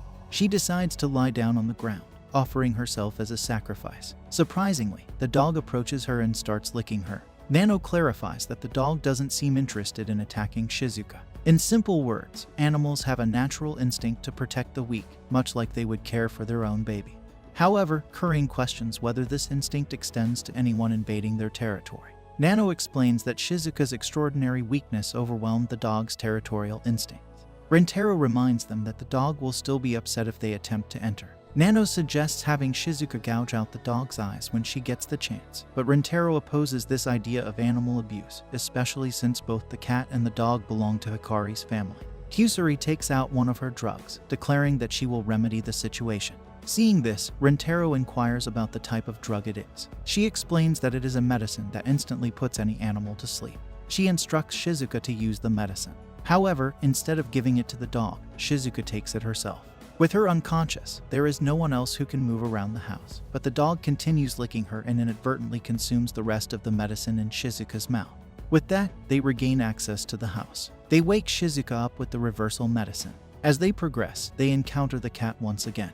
An alarm starts going off, and Rintaro observes that there is no way to escape down the hallway due to its extensive nature. Security guards arrive, and upon seeing the cat, they deduce that it was the one that set off the infrared sensors. Rintaro and the girls come out of hiding, and Nano explains that without infrared vision goggle, they have a 99% chance of failing the mission. Kasari takes out some eye drops, which actually has effect to give infrared vision. Rintaro thinks that this anime plot is really unexpected and convenient. But Nano explains that the chances of the Big Bang happening and them being here are even smaller, so he shouldn't be overly concerned about such a small coincidence. When he attempts to put the eye drops in his eyes, Kusari informs him that the medicine's side effect is temporary total blindness, except for infrared. Upon hearing this, he complains, stating that she should have warned him about this beforehand. And then Karen takes the paper from Kasari, and the girl quickly collects the paper, showing some discomfort in letting them read what's on it. But Nano had already read the address that was on the paper, and the address was for a team of foreign research, and with a large pharmaceutical laboratory. Upon hearing this, Karen remembers that Kasari wanted to be part of Dream Research Team, and Nano explains that if she doesn't post her application later that day, she will miss the deadline, and then Rentaro questions whether he really should have used her eye drops. And Kasari explains that even after she caused problems for Hikari because of her medicines, she continued to be his friend. Because of that, Kasari considers her more important than the research team. She assures them that the medicine will take effect soon, and they must prepare to save Hikari. Rentaro listens to her and realizes that each one of them loves Hikari and is doing their best. He gets all serious about saving her. But when Rentaro opens his eyes, he sees a bunch of infrared lights and realizes that it is impossible for even Tom Cruise. After some careful observation, he realizes that the ceiling is clear. After all, they can't put sensors where the chandeliers are. And Rentaro says they can pass through there. But Karen asks him how they are going to get up there, and upon hearing this, he realizes that it will actually be very difficult to get there for him, as the corridors are very wide, and therefore it would be impossible to climb the walls. However, Nano explains that it would still be possible to climb the walls with two people having enough strength, and because Rentaro is the only man there, she says that this wouldn't work. But when looking to the side, she remembers the disproportionate strength that Karen has. So she ties them both in the hallway so they can reach the ceiling. And when they get past the sensors, Rentaro says that now they just need to cross the hallway, and on the way, he comments that her clothes are much smoother and softer. And in order not to reveal that he is in contact with her skin, Karen lies, saying that the fabric of her clothes is just like that. And he explains that he is not able to differentiate things, as he is only seeing the sensors, and then he decides to keep walking. But Karen blushes and mentally asks him to stop rubbing his cheek against her belly. Seriously, what is that face and movement? Finally, they manage to pass through the sensors without being caught. But Karen wonders why she was acting like that and thinks that it might be because she is in the house of the horny dog. Rentaro asks the other girls to hide outside, to be ready when they escape. And as they go a little further, they reach Hikari's room. When she opens the door, Karen finds her crying and looking at their photos. Then the alarm rings once again, and Rentaro understands that that door was equipped with an alarm to prevent Hikari from escaping. She asks why they are there, and Rentaro says that they came to rescue her. But looking back, he notices that they have been surrounded. Hikari's mother enters the room and asks what the two are doing there. Meanwhile, the girls stay outside and notice a sudden silence in the mansion. Then one of the security guards hears a noise and goes to check what's happening. They quickly hide and imitate a cat to avoid being discovered. As for Rentaro, he is taken to talk to Hikari's mother. She comments that this is the first time they have come face to face. She introduces herself as Hanazono Hihari and says that she will let them go just because they are friends of her daughter. However, she makes it clear that they will be restrained if they try to do anything suspicious. Then she asks if there is some special ability in his eyes, and Rentaro says no. Afterward, he decides to be more direct and asks Hihari to let him have a relationship with his daughter. He guarantees that he will keep her happy, but Hihari says he won't convince her with empty promises. She then explains a little about her life. She tells them that when Hikari was born she was only 13 years old, and she says that she had a daughter so early because her husband had a terminal illness. In that, she decided to get pregnant by him, to have one last memory of her husband. And to do so, she had to risk artificial insemination and childbirth at 13 years of age. However, Hihari tells them that although she had a very reckless attitude, Hihari states that this is already a recurring thing in her family, as Hikari also goes blind when she is in love, believing that love is the only way to a happy life. However, her beloved died, and from that day on, she dedicated her life to taking care of Hikari. And because she loved her daughter very much, she became her only ray of hope. However, Hikari says that her daughter won't be able to replace the void her husband left. And then she started to question whether being a single mother was really the happy life she wanted for herself. And because of these uncertainties, she wants to protect Hikari from experiencing this regret too. And she explains that her daughter won't be able to realize this on her own, just as she herself didn't realize it when she was younger. And for that reason, she wants to open her eyes before it's too late, because for Hihari, there is no way her daughter can be happy next to a man who loves 5 girls at the same time. And with that, she ends by saying that he's not separating the two just for emotional reasons, but based on his own experiences, and that's why he won't be able to change her mind with just words. And upon hearing this, he starts to cry, and then Karen tries to calm him down and tells him to not fall for it. But Rentaro says that he understands her mother's side because, like Hikari, he also doesn't want to make Hikari regret anything. Then, his vision gradually becomes normal because he expelled the eye drops with his tears, and when his eyes are exposed, that shock of soulmates occurs again, but this time with Hihari. And for her, that was a historic event because the last time she felt those sparks of love was 16 years ago with her daughter's father. And at that time, the love was so intense that it left her completely blind. And she went through it, hating this feeling. But when faced with this same feeling once again, she ends up giving in and asks Rintaro to date her. We all know where this is going. The story continues as Hikari stays lonely in her room, and Crane looks at Hikari's mother with surprise, wondering how she could say such things to her daughter's boyfriend. Looking at Rintaro, Crane notices that he is also in love. Crane calls him crazy, reminding Rintaro that the woman is his girlfriend's mother. Then, Hikari's mother claims it was just a joke, but Crane still finds it confusing. Crane decides to stick to her stance, saying that she won't approve of the relationship between Rintaro and her daughter. Rintaro insists he won't give up on Hikari, promising to make her happy. A lie detector appears, and Hikari's mother tells him to test his faithfulness with the machine. Depending on Rintaro's love rate for Hikari, she wants him to stay away from her daughter's life. Rintaro sees an opportunity to prove his feelings for Hikari are genuine, but asks Hikari's mother to prove the device is reliable first. She thinks Rintaro's objection is reasonable, and puts Crane to the test, as it wouldn't be fair to test someone from her team. To begin the test, Hikari's mother asks about Crane's bra size. Despite Crane feeling uncomfortable, she answers truthfully that her bra size is B. However, the machine wrongly claims it's a lie. Angered, Crane smashes the machine, and it corrects itself, confirming she was telling the truth. Hikari's mother continues the test, asking if Crane loves Rintaro. Crane screams, asking her to stop, but Hikari's mother insists it's a valid question since they are lovers. Rintaro explains that Crane is a tsundere, and despite her naughty look, he thinks it makes her cuter. The test goes on, and Crane initially lies about her feelings. Disappointed, she decides to be more open, confessing her love for Rintaro. The machine finally confirms the truth, and Rintaro expresses his happiness, confirming his love for Crane using the machine. Hikari says Rintaro has proven that the lie detector works. She insists that it's time for him to test his true feelings for Hikari. According to her, the trial will reveal Rintaro's real character. The anime then shows a summarized scene of what will happen next. As expected, the machine confirms countless times that Rintaro's feelings for Hikari are true. Upon hearing this, Hikari is in disbelief. She claims it's impossible for him to be faithful and love her daughter while also dating 5 others. At the same time, Rintaro asks Hikari if she believes in his love now. Hikari states that the detector is just a machine, so she doesn't trust it 100%. Karen starts complaining about Hikari's skepticism, telling her not to bring up such nonsense. She mentions that Hikari sent her dignity down the drain just to test the machine.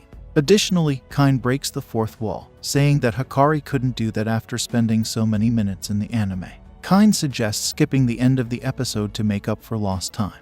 Rintaro advises against it, mentioning that the producers created a special ending for this episode with spoilers. One of the maids urgently informs Hikari that her daughter is about to throw herself out of the window. Karen grabs Hikari and warns everyone not to move, threatening to break Hikari's neck. Seeing this, Rintaro is scared and urges everyone to obey Karen, as she is capable of carrying out her threat.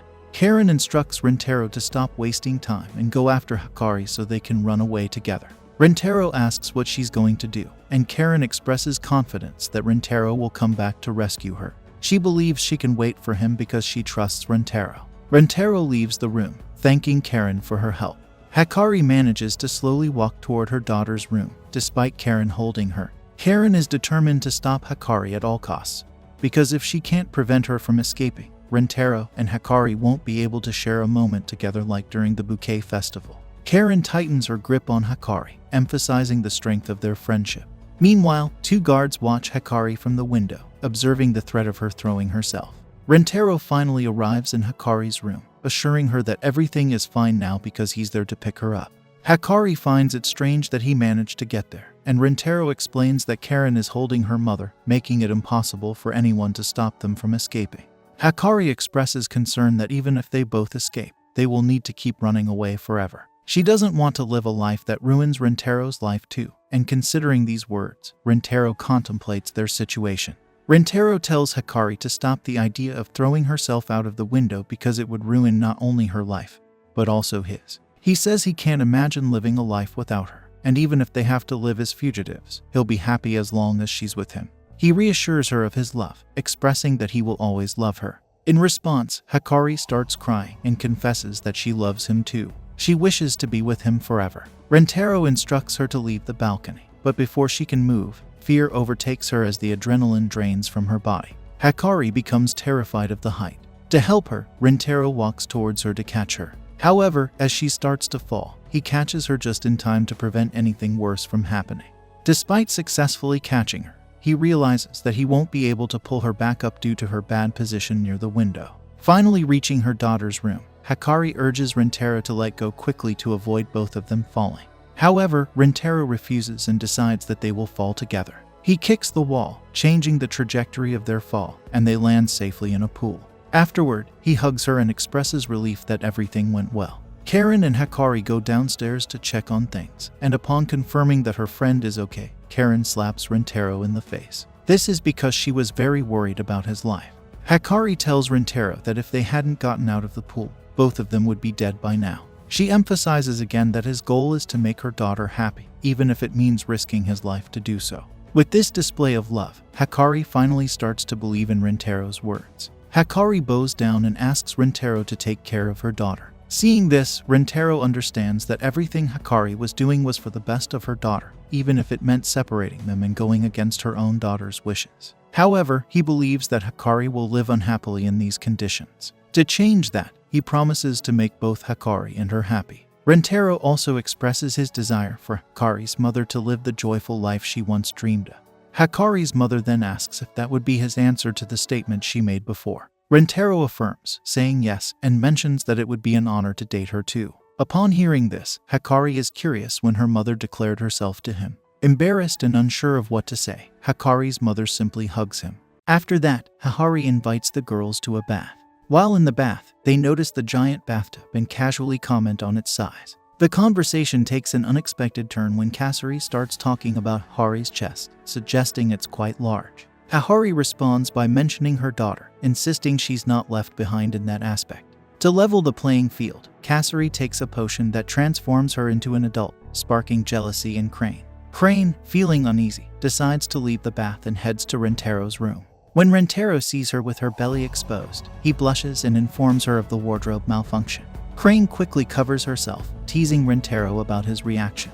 She brings up a past memory when Rintaro had his face against her belly, asking if he remembers. Rintaro, flustered, denies noticing and claims he did it to prevent them from falling. Crane, seeking revenge, playfully throws him onto the bed and rubs her face on his stomach.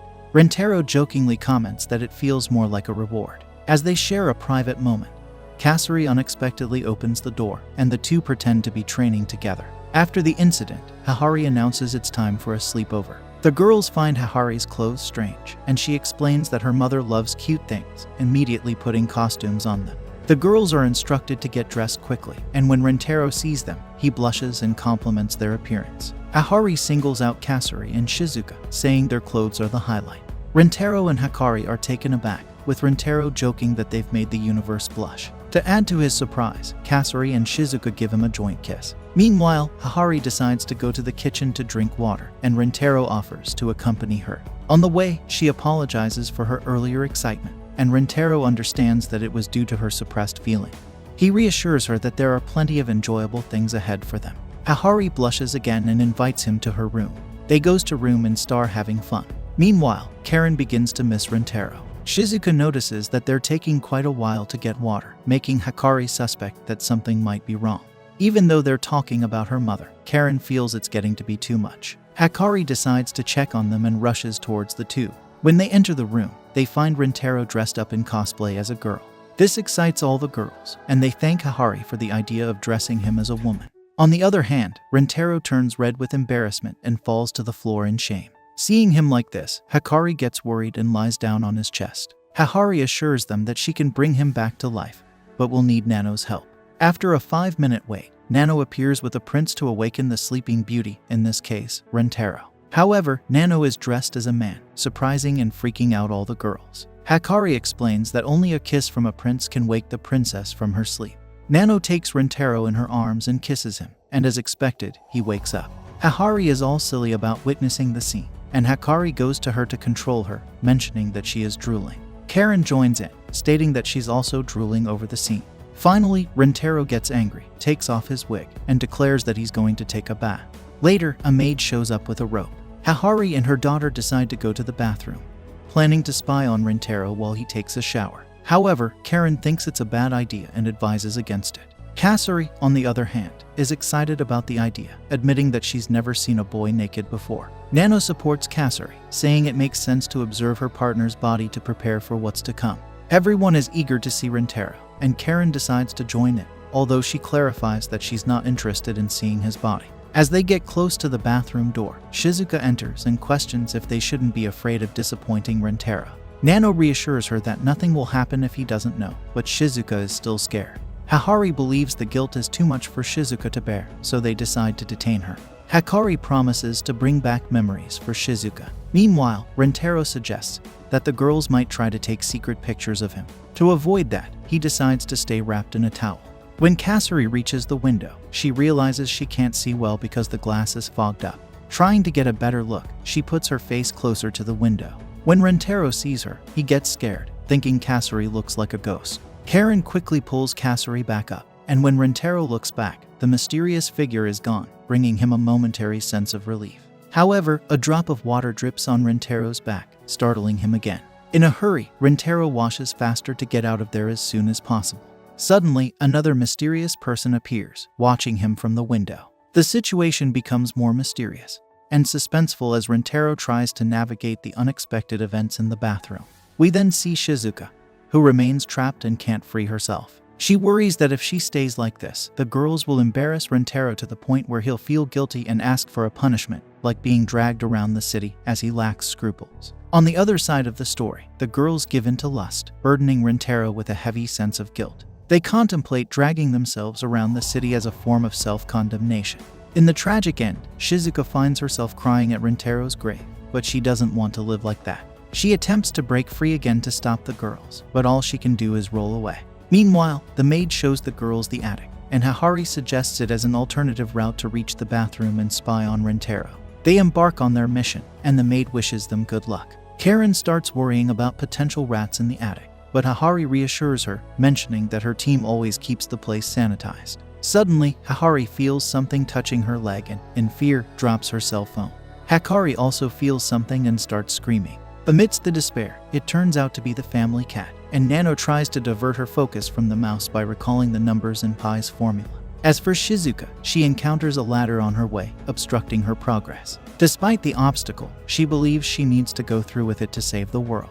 She starts counting to 3, but as she finishes, she feels her heart beating fast with fear. She realizes she still needs to mentally prepare herself for the challenging task ahead. Suddenly, the family dog barks. Shizuka gets scared and rushes down the stairs. In the process, she manages to free herself from her clothes. Shizuka rolls away to the bathroom where Rintaro is taking a shower. Already frightened, Rintaro is startled by her sudden arrival. However, he quickly realizes that the girl is Shizuka, and not a ghost. Concerned, Rintaro asks if she is okay, but in his carelessness, the towel on his body falls off, exposing himself. Seeing this, Shizuka falls back, and Rintaro catches her to help. Suddenly, the other girls appear in the bathroom, claiming they were just playing hide and seek there. Karen insists they weren't trying to spy on him. However, the other girls are outraged by such a ridiculous excuse. Rintaro, although somewhat understanding, scolds them to prevent any similar incidents, emphasizing the potential for harm. After the scolding, they decide to play cards together. During the game, Hahari accidentally touches Rintaro and apologizes. However, Karen notices Hahari's attempt to create a romantic comedy atmosphere and tells her to stop. Nano suggests that playing cards is what they should be doing. Suddenly, Hahari remembers something she needs to do and leaves the place. Rintaro senses that something is wrong, but when he tries to follow her, he ends up getting lost in the mansion. Guided by his sense of smell, he decides to follow it. Entering a room, he finds Hahari sitting and praying to a photo of a boy. Initially, Rintaro decides not to bother her, but then he recalls how dejected she had become and decides to help her in any way he can. Rintaro approaches Hahari and asks about the boy in the photo. Hahari reveals that he is her daughter's father and the last man she loved. Rintaro wonders why, given that many men must have approached her, she chose to remain alone. Hahari hesitates to talk about it, but Rintaro insists, expressing his desire to help as her boyfriend. Finally, Hahari confesses that she hasn't fully overcome the death of her old boyfriend, feeling she has no right to love another man. Despite falling in love with Rintaro, she sees it as wrong. Rentaro reassures her, saying she doesn't need to forget her old romance. He believes it's possible to love more than one person at the same time, assuring her that the love she has for him is genuine. Rentaro suggests pouring out all the love in her heart to make it real, promising to let her know if his love ever stops being real. Hahari, moved, hugs him, confessing her love, and asks for a kiss. Before the kiss, Hahari recalls her old boyfriend's advice to save her first kiss for someone special who promises never to leave her alone. She apologizes for being direct, but Rentaro pulls her away and kisses her. Later that night, Hikari leaves her spot on the bed to sleep with Rentaro. Karen notices Hikari's attempt to outsmart the others and questions her. Hikari reveals she just wants to sleep next to him, expressing her fear of never being with him again. Rentaro kisses her to comfort her, assuring that won't happen. As they sleep, Hikari requests to sleep hugging each other. In the middle of the night, Rentaro wakes up with Hikari and Karen dreaming that they are kissing him, only to realize they are kissing each other. Rentaro decides to go to the bathroom, encountering Hikari's father watching the sky through the window. He greets him and questions why he took his wife and daughter. Rentaro calls him father-in-law and asserts that he has something to say. Despite initial anger, Hikari's father realizes Rentaro isn't afraid and listens to what he has to say. Rentaro shares with Hikari's father that he's only afraid of ghosts, expressing his belief that as Hikari's father, he must be a good-hearted person. Hikari's father, however, complains about Rentaro's courage, considering charging him to make them both happy. In response, Rentaro assures him that he will make them happy at any cost, emphasizing his dedication.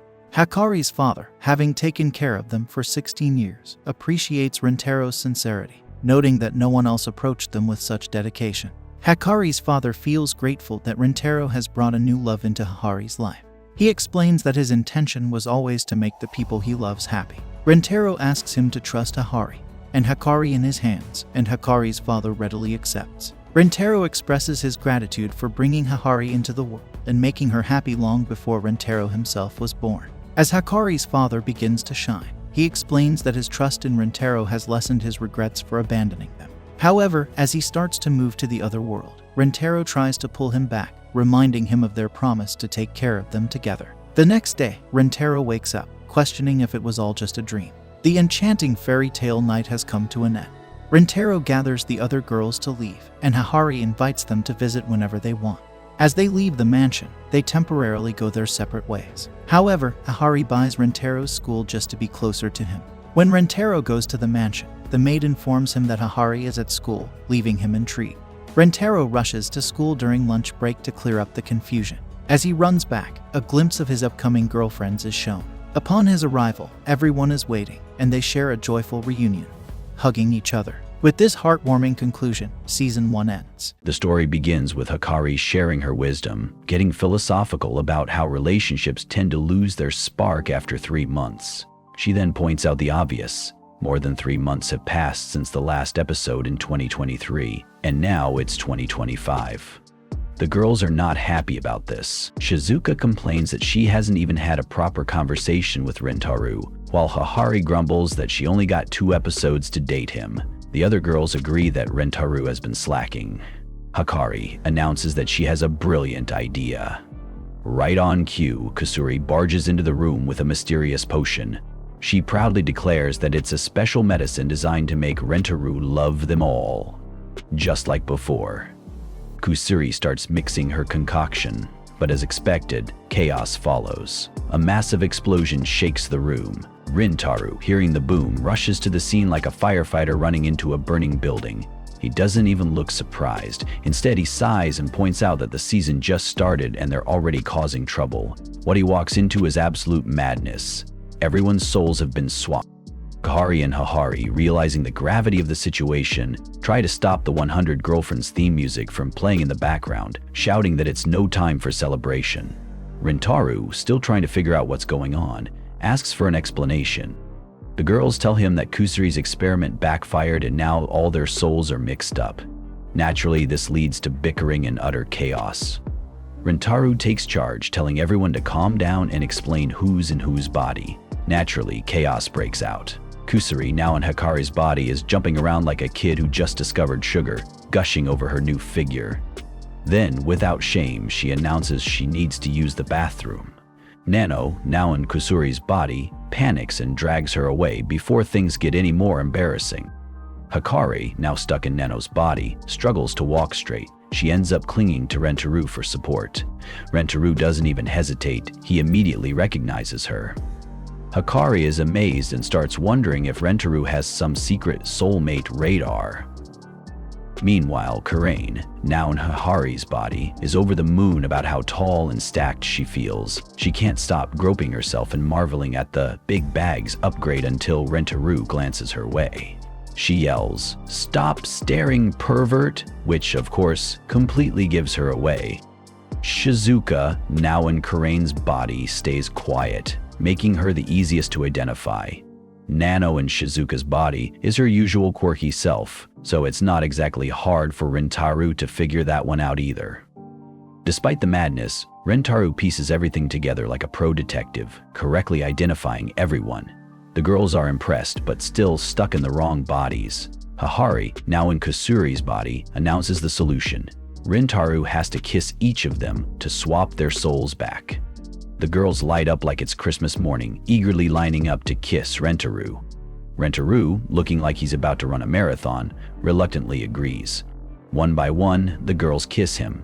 Hikari goes first, followed by the rest. With every kiss, their souls return to their rightful bodies. Rentaru, on the other hand, looks like he just ran out of battery by the end of it. The girls, back to normal, are thrilled and act like they didn't just drain the life out of him. Just as things settle down, a new girl enters the picture. At a shop, Rentaru and a middle schooler reach for the same item at the same time. Their hands touch, and the soulmate spark strikes again. Rentaru instantly realizes she's his 7th soulmate. The girl, annoyed, snaps at him for being weird. She accuses him of having a problem with junior high students. Rentaru, trying to keep the peace, apologizes, but she storms off to a park. Not one to give up, Rentaru follows her and offers her a piece of toast. The girl looks at him like he's offering poison, refusing to take it, but her growling stomach betrays her and she reluctantly accepts. While eating, she insists she's not impressed, even as she scarfs it down like it's the best thing she's ever had. She finally admits she was cranky because she was starving and apologizes for snapping at him earlier. Later, the girl, Kurumi Nana, is seen obsessing over a specific sandwich that everyone in her class has been talking about. She searches the cafeteria for it, but it's sold out. Rentaru shows up just as she's about to blow a gasket. She snaps at him again, but Rentaru just shrugs and mentions that he loves sandwiches because they're fun to eat. This only makes her more annoyed, and she storms off, muttering about how everything always goes wrong for her. By the end of the day, Rentaru surprises her with the very sandwich she's been craving. She hesitates but eventually takes it. After a bite, she's blown away by how good it is. When she asks how he made it, Rentaru explains, even showing her the burn on his hand from cooking it. Kurumi, feeling guilty, softens and asks why he's being so nice. Rentaru explains that watching her enjoy food makes him happy, adding that she doesn't just eat to survive, she truly loves it. Kurumi blushes and shyly admits food tastes better when she's with him. Gathering her courage, she asks Rentaru to be her boyfriend so they can eat together every day. Rentaru, completely touched, agrees. Later, Rentaru introduces Kurumi to the rest of his girlfriends. The girls tease him, with Karain joking about how his taste in girlfriends gets more unique by the day. Rentaru fires back by calling Kurumi his hungry girl. Kurumi, not one to back down, boldly declares that she's only interested in Rentaru, shocking everyone. Nano, always the peacemaker, warmly welcomes Kurumi into the group. The episode wraps up with Rentaru showing the group a poster for a food festival with a big prize. Kurumi, fired up, claims she'll win it on her own, but the group convinces her to join them instead. Together, they prepare for the festival, ready to take on whatever comes their way. Next day, at the Food Fight Festival, the chaos is already in full swing. The rules are simple: 10 players per team, 5 rounds, and anyone can sub in or out. The team with the most points wins. Easy enough, right? Well, Nako, the overly dramatic anchor, was showing off like she was the main character, which annoyed Karain to no end. Meanwhile, Rentaru joined the festival to help the team bond, especially Kurumi, who barely spoke to anyone. The first round was a rice-eating challenge. The rules were clear: more rice means more points, but side dishes didn't count. Nano reminded everyone that eating side dishes was pointless, and the team thought they had this round in the bag. Then, Kurumi declared she could handle it all by herself. This didn't sit well with Karane, who yelled that they were a team and needed to act like one. Rentaro stepped in to calm her down before things got messy. The round started, and Rentaro got straight to eating rice, but Kurumi couldn't resist the side dishes. Rentaro, being Rentaro, brought her some and suggested she enjoy both. That was all Kurumi needed to activate her turbo mode. She started devouring food like a black hole. The other teams were shocked, calling them stupid for eating side dishes. This set Rentaro off, and he challenged whoever said it to step up. Hikari tried to calm him, but you could tell she was enjoying the drama. Karain had to pull them apart before it got ugly. Meanwhile, Kurumi's eating frenzy inspired the rest of the team to grab side dishes too. Rentaro kept eating rice like a machine, and bowls just kept coming. Karain was stunned, asking how he could eat so much. Hikari and Nano told him to slow down, but Rentaro smiled and said the food tasted different every time, making all the girls swoon. By the end of the round, the Taro family placed third. Karain was furious, but everyone praised Kurumi for her insane eating skills. Gorilla Syndicate came in second, and the first place team, a robotic-looking crew, was carried by a solo player, which left everyone in awe. The second round was bubble tea. Rentaro was still recovering from his rice marathon, so Kahari told him to rest. Kurumi, ignoring everyone's advice, insisted she'd handle this round too. Suzuka joined her, and they got to work drinking tea. At first they were fine, but 10 minutes in, the bubble tea turned into pure torture. Kurumi noticed Suzuka drinking carefully and realized she was perfect for this round. Meanwhile, Rentaro and Hikari cheered on their team, proud as ever. The third round was sushi. Nano joined Kurumi, and her eating style shocked everyone. She didn't even chew, just swallowed sushi whole like a pelican. When the round was almost over, Nano struggled with her last piece and ran off to another area. Nano climbed onto the anchor's platform and stole the show with her beauty.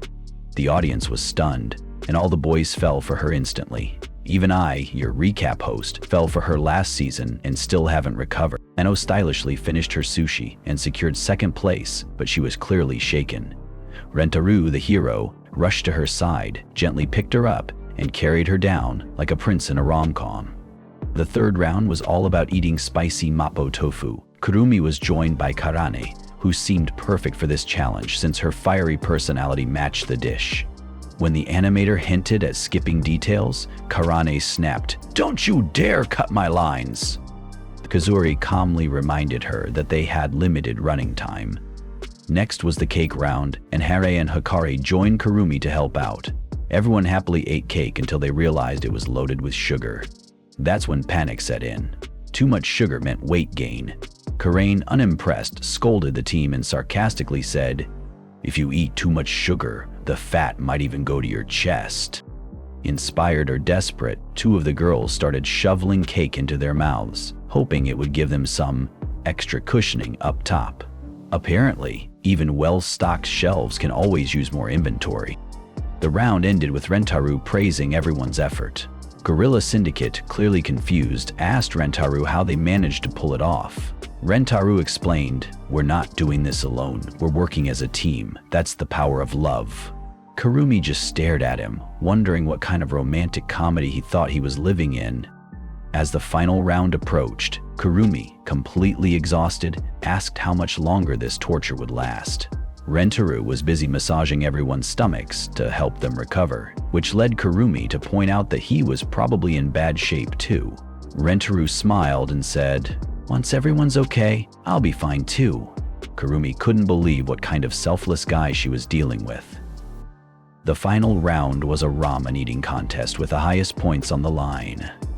Kurumi started the round solo since everyone else was too wiped out to join. She enjoyed the ramen at first, but started struggling halfway through. Gorilla Syndicate also struggled but refused to give up, rallying their team to keep going.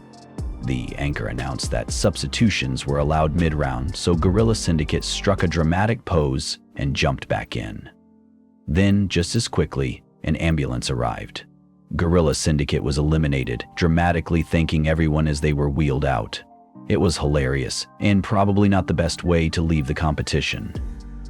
Now it was down to the solo player and the Rentaro family. That's when the big twist dropped. The solo player wasn't even eating. He was controlling a robot that was storing food in a hidden compartment. Yep, cheating. The guy declared he'd win no matter what and take the prize home. Both teams hit 25 bowls of ramen, but Kurumi started slowing down. The robot mocked her, saying she shouldn't have competed in every round. Feeling guilty for not meeting Rentaru's expectations, Kurumi began crying. The team quickly rallied around her, assuring her she wasn't alone. Kurumi insisted they shouldn't hurt themselves for her, but Hahari firmly told her, "You're our friend. We won't let you do this alone." The team dove back into the ramen. Meanwhile, the robot's storage bucket maxed out, forcing the guy inside to actually eat. As both teams raced to the finish, Rentaro whispered something to Kurumi with 5 seconds left, making her nervous. At the last second, Kurumi fed Rentaro the final bite of ramen. The robot operator couldn't handle it anymore and spat out his food. The Rentaro family won. The team celebrated with a trophy and ice cream. Kurumi apologized for being rude earlier, and the girls fed her ice cream as they all bonded even more. Later, Kurumi pulled Rentaro aside to thank him for helping her connect with everyone. She reminded him of his promise to let her taste something if they won. Rentaro assumed she wanted more food, but was caught off guard when Kurumi suddenly kissed him. Turns out, that was what she wanted to taste all along. The next day, Hikari opened up about her childhood. She explained how her mom, Harari, had always been classy and kind, raising her with care and earning her respect. But recently, her mom had been acting strangely. Hikari, who made children's clothes for everyone, had started insisting that Hikari and the others wear them. Rentaro, trying to be polite, said he'd wear them if Hikari made some for him. Hikari just smiled and told him not to force himself. Meanwhile, Kusari proudly showed off a new medicine she had made. She claimed it could turn people into kids and insisted it was completely safe. Kurumi and Karane immediately shot her down, refusing to even consider it. Out of nowhere, Hikari started acting like a child. She cried, saying she wanted to play mommy mommy. Hikari was mortified. She scolded her mom, asking how she could act like that in front of everyone. "Don't you think about how I feel," Hikari snapped. Hikari froze, realizing she'd gone too far. She apologized and admitted she'd forgotten that Hikari was her daughter, before anything else. The mood was awkward, but then a cat showed up, and everything went downhill. Kuzuri, in her usual chaotic way, tried throwing her reverse medicine at the cat. The cat dodged, and the medicine exploded. Rentaro shielded Hikari just in time, but when the smoke cleared, they realized the medicine had turned everyone else into little kids. Rentaro panicked, insisting they get clothes on the kids immediately. He couldn't handle seeing them like that. Hikari blushed, thinking about how much of a gentleman he was. Rentaro and Hikari started putting diapers on the kids. As they worked, Hikari couldn't help but feel like they were a married couple, taking care of their own children. Rentaro stood nearby, watching the kids. They look like little angels, he thought. But it didn't take long for the chaos to start. Shizuka burst into tears, and Rentaro had to calm her down. Kurumi got hungry and started chewing on Hikari's milker. Nanao tried sneaking outside, but Rentaro caught her just in time. She poked him in the eye in retaliation, leaving him stunned. Kusuri nearly drank her reverse medicine, but Rentaro stopped her, scooping her up before she could cause more trouble. Meanwhile, Karain and Kurumi got into a full-blown argument over who could chew on Hikari's milker. Hikari tried to scold them. Hikari didn't know how to handle the situation. Suddenly, Hikari climbed on top of her from behind. Hikari tried to stop her, but Hikari kept climbing and tugging at her hair. Hikari was scared but couldn't do anything. Then, Hikari patted Hikari on the back, making her feel better. Just then, Kurumi and Karane almost fell, but Rentaro quickly lifted them both, saving them. When Rentaro fell himself, everyone started laughing, and Rentaro understood. "Now I get it." In the next scene, Rentaro repeatedly fell, trying to make the kids laugh and sit still. Rentaro was seriously injured from all the falling, but the kids laughed so hard that they eventually fell asleep. Later, Hikari bandaged Rentaro and said, "Now I understand. Being a parent is hard." Rentaro replied, "Hikari once told me." Hikari asked, "What? That when she was little, she had trouble raising me?" He answered, "No. She said you are her reason to live, her bright light." Hikari felt a warm feeling at that. The next scene showed the medicine's effect wearing off, and everyone returned to normal. But Hikari was still crying, saying, "I wanted all of you to stay babies, not grow up." Hikari approached and said, "Mom, I'm sorry for how I acted." Hikari replied, "Hikari, you don't need to apologize." Hikari said, "I should. You were feeling distant, but I love and respect you. You've become safer since meeting Rentaro and are enjoying life now. I want you to keep enjoying it because you couldn't while you were raising me. So don't hold back. Live fully." Hikari was touched and thanked Hikari. The next day, everyone was on the rooftop eating together. Kurumi was happily eating, and Hikari remarked, "When you eat, your eyes shine like emeralds." Kurumi replied, "No, Suzuka and Nanao have better eyes." Suzuka disagreed. "No, Hikari-san and Hihari-san have the best eyes." Nanao said, "No, Kuzuka-san's eyes are better." Hikari joined in, saying, "My maid has the most beautiful eyes." Hikari said, "But I've never seen my maid's eyes." Suzuka asked Hikari, "What color are they?" Hikari replied, "They're like the colors of the rainbow." Excited, Kasuri went to the maid and said, "Please show me your eyes." The maid answered, "I serve Hihari-san, so I can't." Hikari said, "It's okay, you can show your eyes." The maid tried to open her eyes but couldn't move the muscles. She said, "I haven't opened them in so long, they're stiff." She ran off, saying, "I'll cut my eyes open if I have to." Hikari reassured her, "You don't need to do that." Then she said, "Maids are so loyal, it's kind of scary sometimes." Kurumi asked, "How do you do everything if you can't even open your eyes? How do you sense things?" The maid replied, "I listen carefully and work from what I sense." Just then, a flower's fragrance fell from the sky and the maid caught it. Karain, confused, asked, "How did this flower fall from the sky?" Meanwhile, Suzuka quietly did something that no one noticed, and she became nervous. Rentaro realized what she was doing and pretended to be scared. It became clear that Suzuka wanted the maid's eyes to open, but nothing worked. Kuzuri then took out a medicine, saying, "This will make her skin melt." Rentaro quickly warned, "I told you not to use that." Suddenly, Nanao pulled out a knife and said, "Now, I'll take care of it." She went to the maid and pretended to stab her in the stomach. But before dying, the maid thanked Hikari, saying, "I want to express my gratitude in my last breath." Nanao said, "I didn't actually stab you, it was just an act." Everyone sighed in relief. Kurumi then handed the maid a sweet bun, saying, "Eat this." The maid replied, "I can't eat this," but Hikari nodded and allowed her. As the maid started eating, Kurumi, shocked, said, "I thought when someone eats something tasty, their eyes get bigger." Karain replied, "No, it only happens to you." Rantaro then says, "I heard that when someone is happy, their eyes open." Hikari, curious, asks, "Maid, how do you get happy?" The maid replies, "When Hikari is happy, her happiness becomes my happiness." Hikari asks, "And you, Mom, how do you get happy?" Hikari says, "After being looked for by everyone, I feel happy." Hearing this, Hikari insists that her mom get cozy with Karane. The Karane refuses, but Hikari keeps pushing.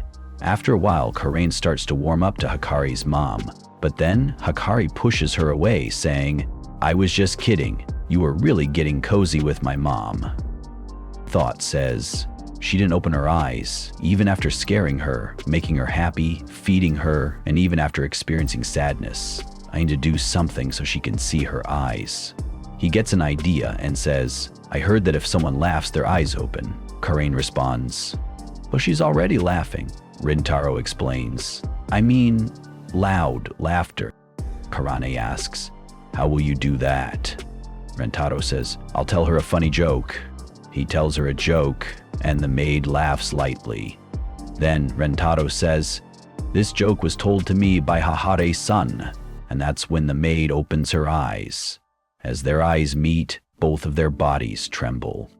Rentaro realizes that this maid is also his soulmate.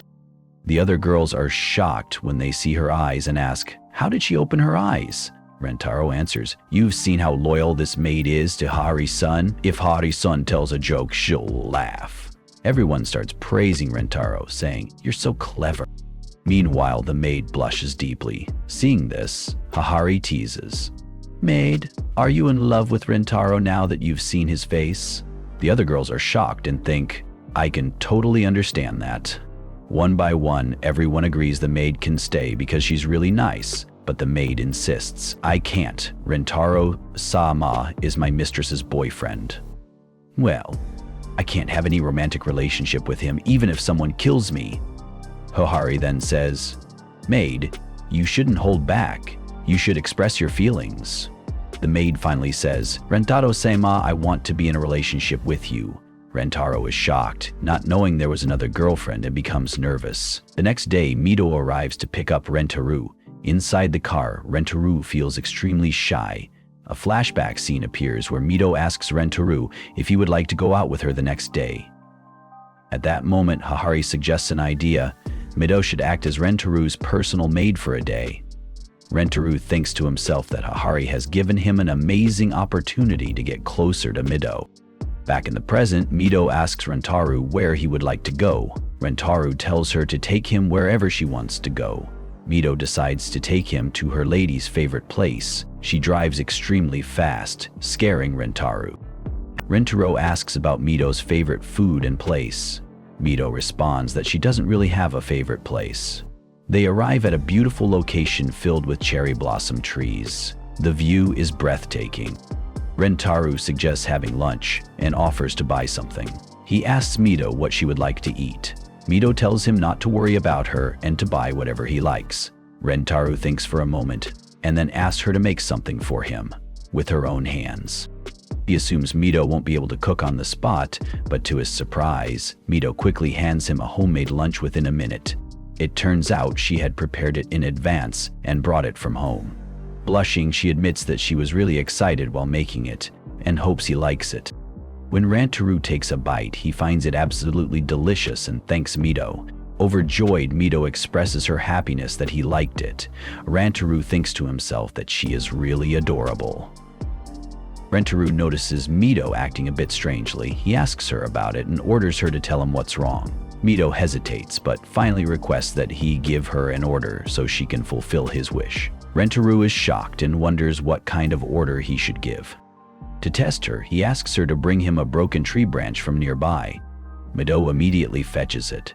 Rentaro realizes he is treating her like a pet and feels guilty, thinking that men who treat women this way meet a terrible fate. To stop himself from ordering her around, he tells her that from now on, he orders her to do nothing for him. Mito is shocked and asks if he is serious. Rentaro reassures her and softly tells her that she is really cute and that just sitting with her makes his soul feel at peace. Flustered, Mito stands up nervously. Rentaro smiles and comments that she looks adorable even when standing. Embarrassed, Mito hides behind a tree, making Rentaro chuckle, saying she looks even cuter now. Later, they return home to Hahare. Seeing Mito back so soon, Hahare asks why she is there, as she was supposed to be Rentaro's maid for the day. Mito responds that she is just following Rentaro's order. Suddenly, Rentaro calls Hahare's phone. When Mito answers, he tells her that whenever he talks to her, his heartbeat gets faster. Hearing this, Mito is completely stunned and confused. She mutters that she doesn't know how to fulfill Rentaro Sigma's order. Harry smirks and tells her to stop overthinking and just go spend time with Rentaro. Since Mito can never refuse Hari's orders, she has no choice but to listen. Mito replies that she can't stop following his orders unless she completely destroys herself. Rentaro then agrees with Mito's idea, but in a way that surprises her. He says that as long as she's with him, that's all he wants. She doesn't need to follow his orders at all. He just wants her to stay the way she is. Mito blushes deeply at this. The scene shifts to the past, where Mito was in a terrible state. Hahari, amidst heavy snowfall, finds her and asks, "Are you okay?"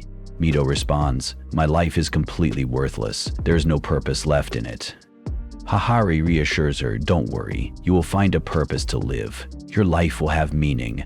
Hahari saves Mito, who begins to cry.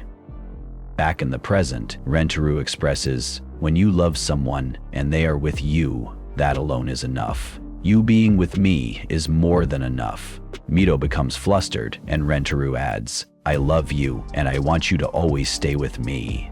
Mito agrees, "All right, I'll fulfill your wish." Rentaro then shares this with everyone and the girlfriends warmly accept Mito. Hahari announces, "From today onwards, Mito is going to be our maid girlfriend." The girls, excited, all put on maid outfits, though Karain refuses. Since Rentaro wants everyone to wear them, Karain reluctantly agrees. The girls, now dressed in maid outfits, look stunning, even impressing Rentaro. Next, Hahari proposes a water gun battle. The rules are simple. Eliminate the other contestants, and the last dry contestant standing will receive a kiss from Rentaro. The mention of the kiss excites the girls. But Rentaro, blushing, says, "I'm not going to kiss everyone." Karain jokes, "Of course, you're only supposed to kiss the winner, not the losers." The game begins, and Karain tries to eliminate Mito, but Mito easily dodges. Mito attempts to eliminate Karain, but Karain escapes due to her hair. It's an exciting exchange, with Hahari praising Karain's skill. Then, Kusuri enters, soaking Karain and eliminating her. Kusuri celebrates her success, only for Nano to eliminate her next. Hahari, amused, takes a picture of the drenched Kusuri and Karain. Suddenly, Kurumi tries to attack Hahari, but Hahari dodges and soaks her, eliminating her. Nano then tries to eliminate Hahari, but Mito jumps in to protect her. This leads to a heated showdown between Nano and Mito, which is interrupted when Nano gets distracted by Suzuka. Suzuka, nervous, fires shots randomly, missing Nano completely. However, when Nano walks under some stray water droplets from Suzuka's random shots, she gets drenched, eliminating her. The same droplets fall on Suzuka, eliminating her as well. Now, only 3 remain: Mito, Hahari, and one other. Mito and Hahari point their water guns at each other. Hahari says, "Mother, step aside so I can take my shot. I've been waiting silently this whole time to see my enemies get eliminated." Hahari plans to force Mito to surrender by holding her at gunpoint. Mito is about to shoot herself, but Hahari stops her, saying, "A mistress who troubles her maid is no mistress at all." Then, Hahari shoots herself, shocking Mito. A gunshot rings out, and the others are left in suspense. Mito stands victorious, holding the gun while Hahari is drenched. Mito, emotional, asks, "Ma'am, why did you sacrifice yourself for me?" They get close, surprising everyone. The others are left confused, wondering what's happening between them. Rentaro then declares, "To be honest, you are all winners. You all played an amazing game." The girls are impressed, but it's clear Mito is technically the winner.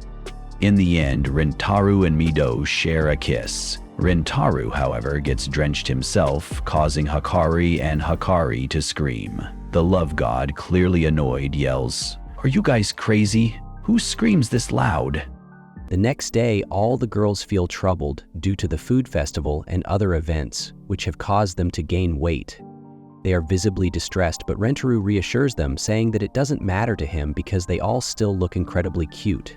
Later, Rentaro heads home when he spots a girl. She turns out to be a member of the baseball team who is looking to recruit more members, but no other girls are willing to join her team.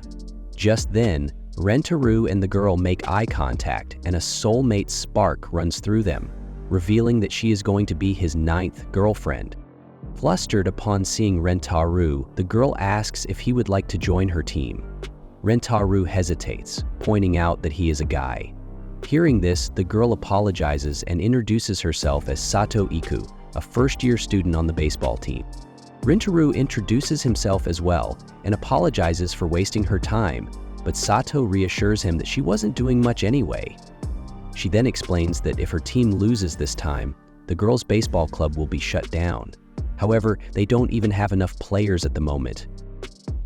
Rentaro, knowing that a baseball team requires 9 players, asks how many more she needs. Sato replies that she still needs 8 more players. Rentaro is shocked, realizing that she is the only member left on the team. Sato explains that they originally had a full team, but all the other players moved to America to play baseball, leaving her alone. Despite this, she refuses to give up. Rentaro is amazed by her dedication. She reveals that she arrives at school 4 hours early every morning just to practice. Rentaro asks if her hands don't hurt from practicing so much. Sato replies that the pain from hard work makes it all the more enjoyable because it proves she is getting stronger. She then begins training with great intensity, making odd sounds while practicing. Rentaro scolds her, telling her that she doesn't need to make noises like that. Suddenly, Sato collapses from exhaustion. Rentaro tells her not to push herself so hard, but Sato insists that she won't stop until her body completely gives out. Rentaro, shocked, asks what she is doing to herself. Feeling inspired by her determination, Rentaro asks if there's anything he can do to help. Overjoyed, Sato asks him to keep punching her in the stomach until she can no longer feel pain. Rentaro immediately realizes that this is exactly why no one wants to join her team. Later, Rentaro and Sato start practicing together. Rentaro hits the ball while Sato practices catching it. They continue training until sunset, after which Rentaro's legs begin hurting. Seeing this, Sato gently massages his legs, but Rentaro tells her that she doesn't have to. Sato replies that it is the least she can do after all his help. Sato then expresses how much she loves baseball, which makes Rentaro think about how deeply she enjoys the sport. He then asks if he can help her again tomorrow. This makes Sato incredibly happy. The next day, Sato eagerly waits for her classes to end so she can go practice again. She even thinks about Rentaro and hopes to train with him once more.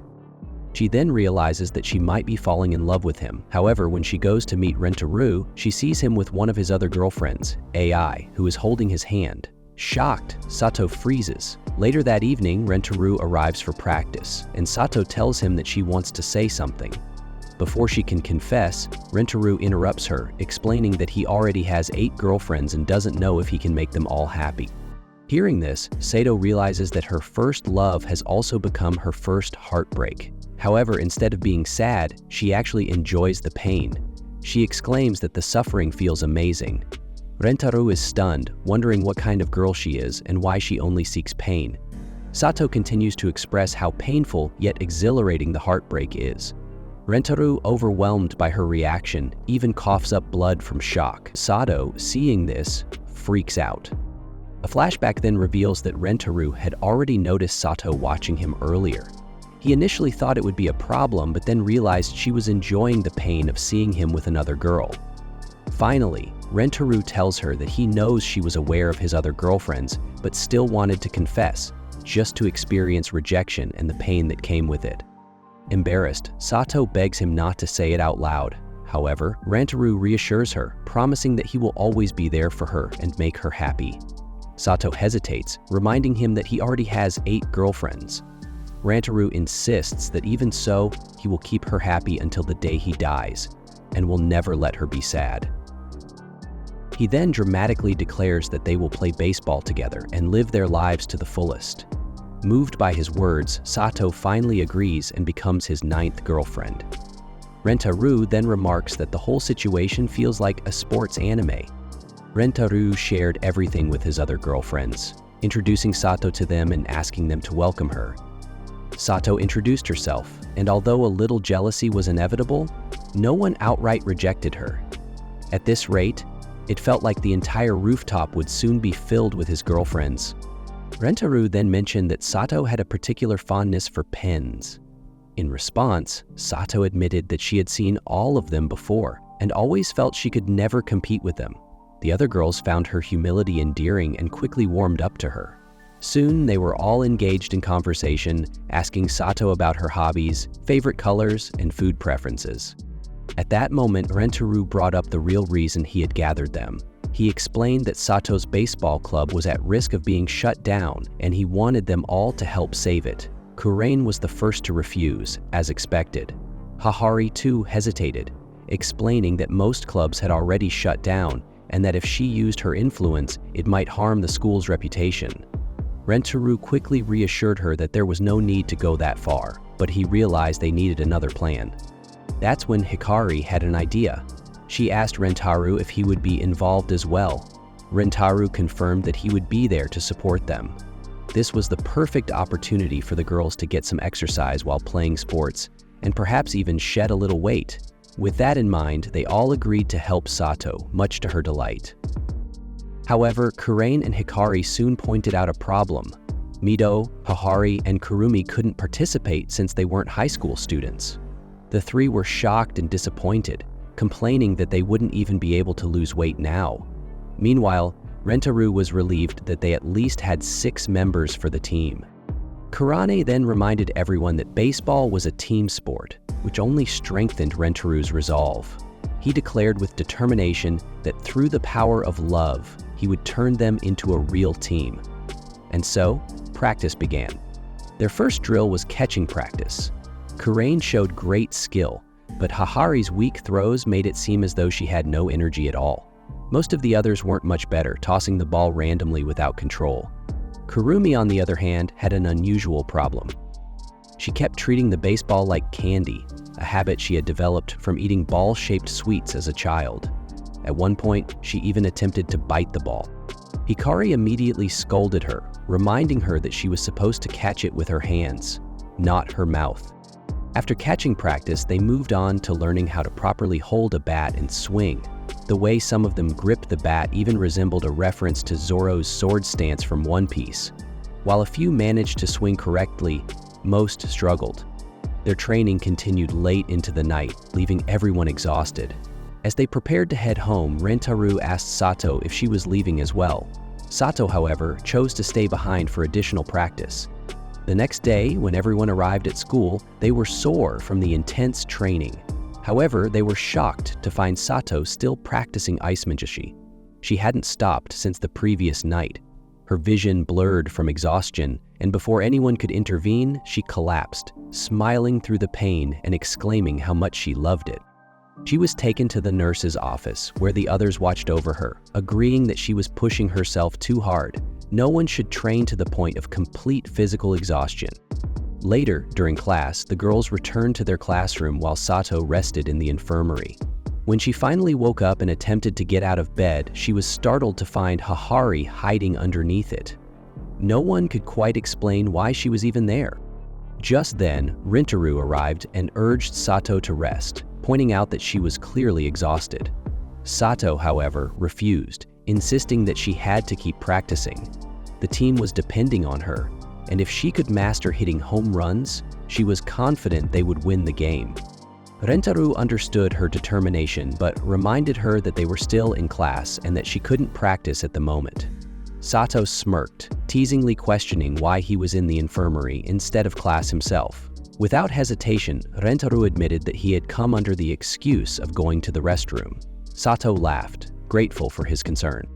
That evening, after another intense practice session, Sato once again announced that she would stay behind to train longer. But before she could begin, the other girls arrived, expressing their desire to continue practicing as well.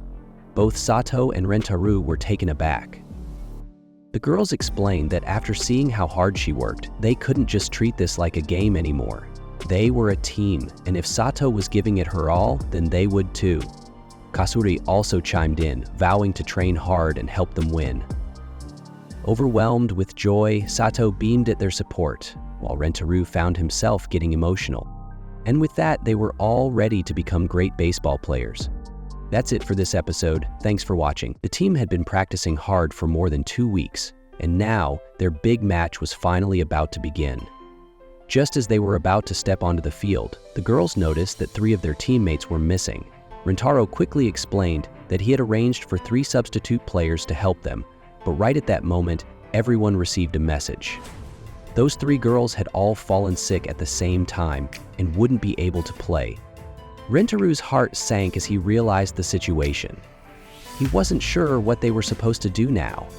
Meanwhile, the opposing team was being introduced, but no one paid much attention to their coach, an elderly woman standing quietly in the background. With hesitation, Rentaro approached the officials and explained their situation. He nervously asked if they could still play despite being short on players. The whole team waited anxiously, worried they might be forced to forfeit. To their relief, the officials gave them permission, and the match officially began. As the game started, Sutu took on the role of the bowler, and every ball she threw, either the opponent missed. The opposing team started to feel uneasy as they remembered an incident from middle school involving Sutu that had caused trouble before. Instead of letting it distract them, they decided to use it to their advantage. The first innings ended in disaster for the opponent. Now it was their turn to bat. The opposing team kept their players nameless, referring to their goalkeeper as number 1 and their bowler as number 2. When number 2 prepared to bowl, her incredible speed stunned everyone. Karain, the first batter, swung her bat, but the ball was so fast that it knocked the bat out of her hands. Before she could react, the umpire called the first strike. Number 1 smirked at Karain, making it clear that she was confident in their victory. She hinted that Karain had no idea who she was up against, and that number 2 was a dangerous bowler. Sutu was up next. Number 1's expression shifted to excitement. She saw this as a chance to embarrass the other team even more. As number 2 bowled again, Sutu let the first 2 balls go by without swinging. Her teammates, including Rentaru, watched in confusion, wondering what she was planning. Number 1 leaned over and whispered something to number 2, signaling her next move. This time, the ball came at an unbelievable speed. Suto swung her bat with all her strength, but the moment it made contact, her bat snapped in half. She was out, and worse, she injured her hand from the impact. Number 1 grinned as she watched Sutu clutching her wrist in pain. She was convinced that Sutu wouldn't be able to play properly anymore. The opposing team started celebrating, believing that victory was already in their hands. Meanwhile, Rentaro's team rushed to check on Sutu, their spirits sinking as they realized how badly things were going. As the match continued, I took over as the bowler, but her lack of control allowed the opponents to keep scoring. By the time they switched sides again, the opposing team had a huge lead. Rentaru's team felt hopeless. Suto blamed herself for the situation, believing that if she hadn't been injured, they might have had a chance to win. Rentaru refused to accept defeat and tried to encourage his team, insisting that they still had a chance and couldn't give up yet. Meanwhile, number 1 was enjoying every moment. With Suto weakened, victory seemed certain. She then turned to Suzuka, deciding to break her mentally. She taunted Suzuka, suggesting that the team was losing because of her and that they would be performing much better without her. She acted as if she felt bad for them, making Suzuka doubt herself even more. Suzuka froze, her confidence shattered. When Hikari threw the ball to her, she missed the catch.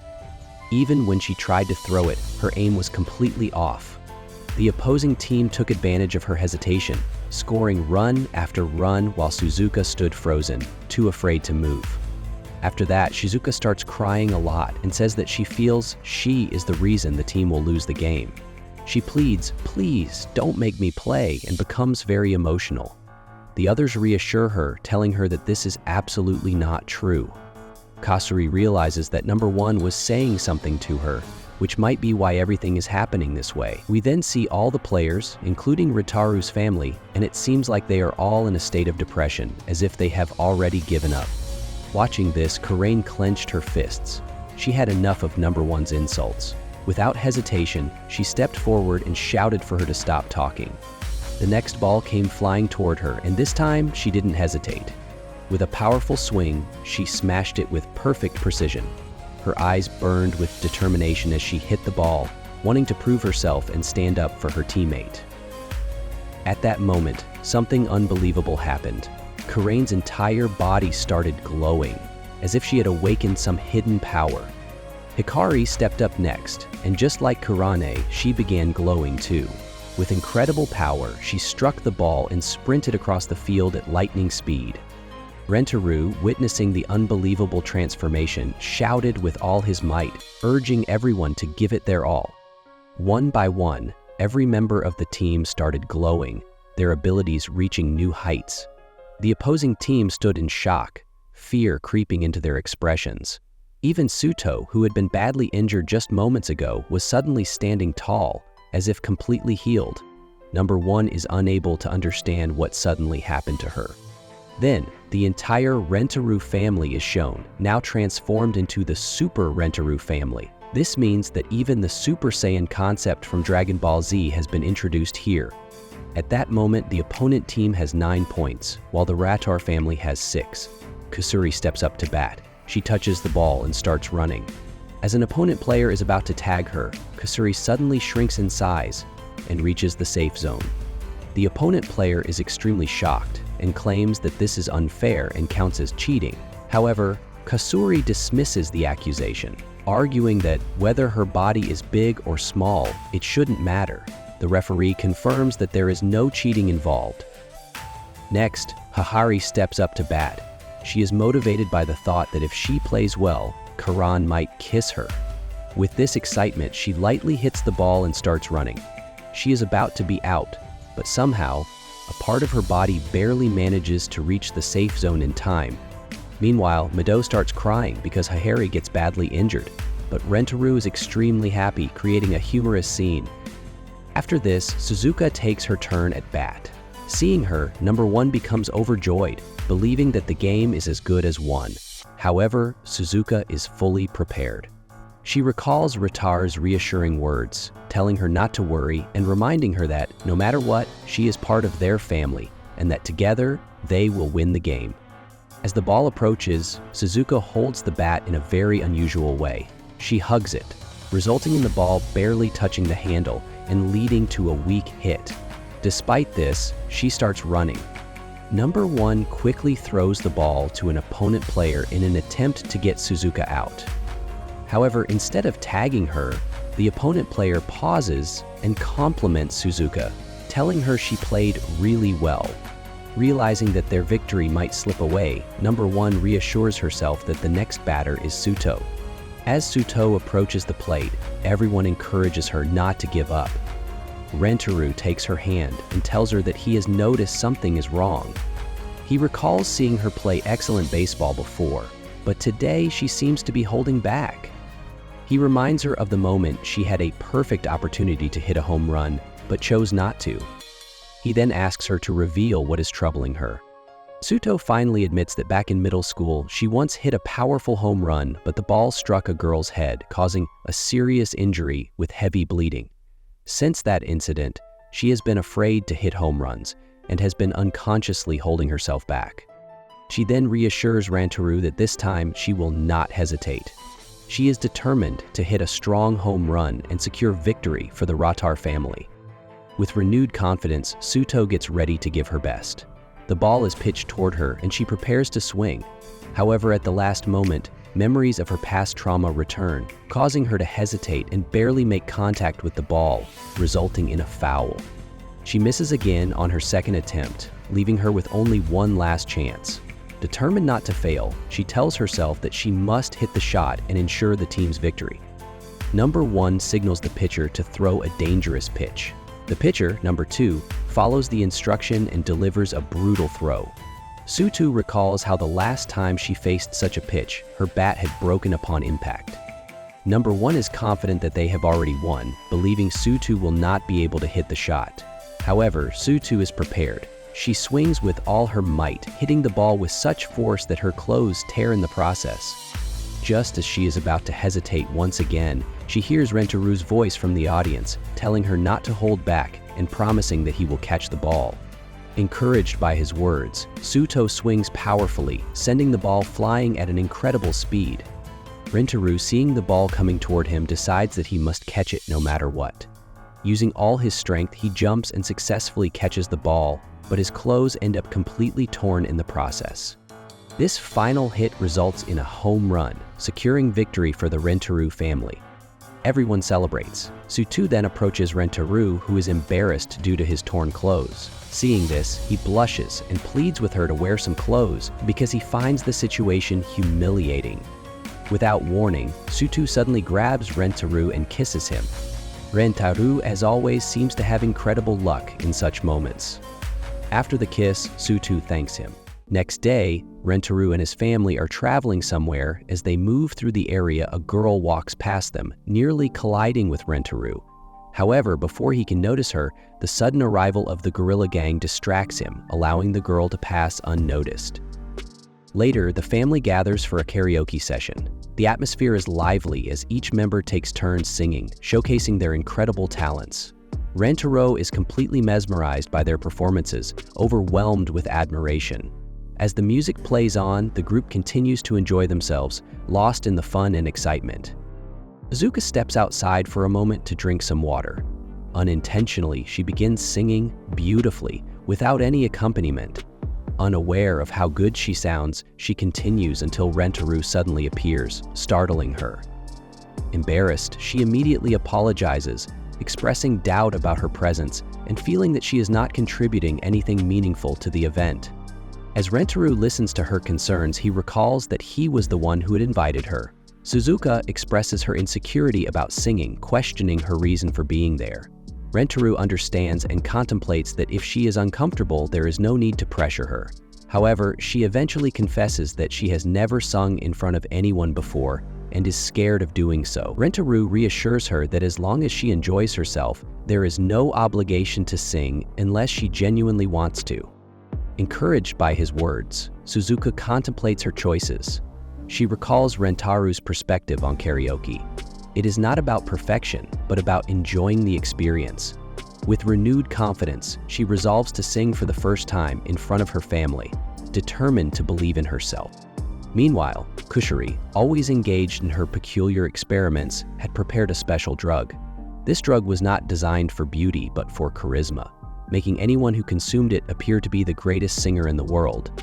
When Suzuka steps onto the stage and begins singing, the drug takes effect, amplifying her performance beyond belief. Rentaro and Hahari, unable to withstand the overwhelming energy, are sent flying backward, crashing into the wall. Witnessing this, Mido is overcome with worry, fearing for Hahari's safety. As the performance continues, AI becomes captivated by Suzuka's singing, struggling to process how adorable she looks. Suto, determined to stop the madness, picks up a bat with the intention of interrupting Suzuka's performance. However, AI intervenes at the last second, accidentally hitting Suto instead. This misstep results in Suto being swept away by Suzuka's powerful aura as well. One by one, the girls succumb to Suzuka's charm, unable to resist its pull. Just as all hope seems lost, Rentaro regains consciousness and refuses to back down. Determined to finish the song alongside Suzuka, he steps forward and declares his intent to perform a duet with her. As Rentaro joins Suzuka, their combined energy escalates to an even greater level. The immense power generated from their performance sends all the girls flying, breaking through walls and landing outside. Meanwhile, a mysterious man observes the scene, fascinated by the sight of girls falling from the sky. Convinced that fortune is smiling upon him, he rushes forward in an attempt to catch them. However, just as he reaches out, Rentaro appears, swiftly catching all the girls and safely landing them on a rooftop. Meanwhile, Rentaro, sitting with the girls, reflects on the joyful experience and looks forward to planning similar gatherings in the future. Suddenly, the girl from earlier reappears beside him. Without warning, she poses a direct question about her appearance, demanding an answer. Rentaro, caught off guard, struggles to respond. The girl insists on an immediate reply, locking eyes with him.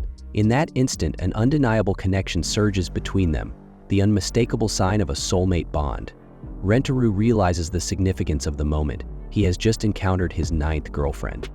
Without hesitation, the girl takes hold of his hand and declares that he is fortunate to have met her.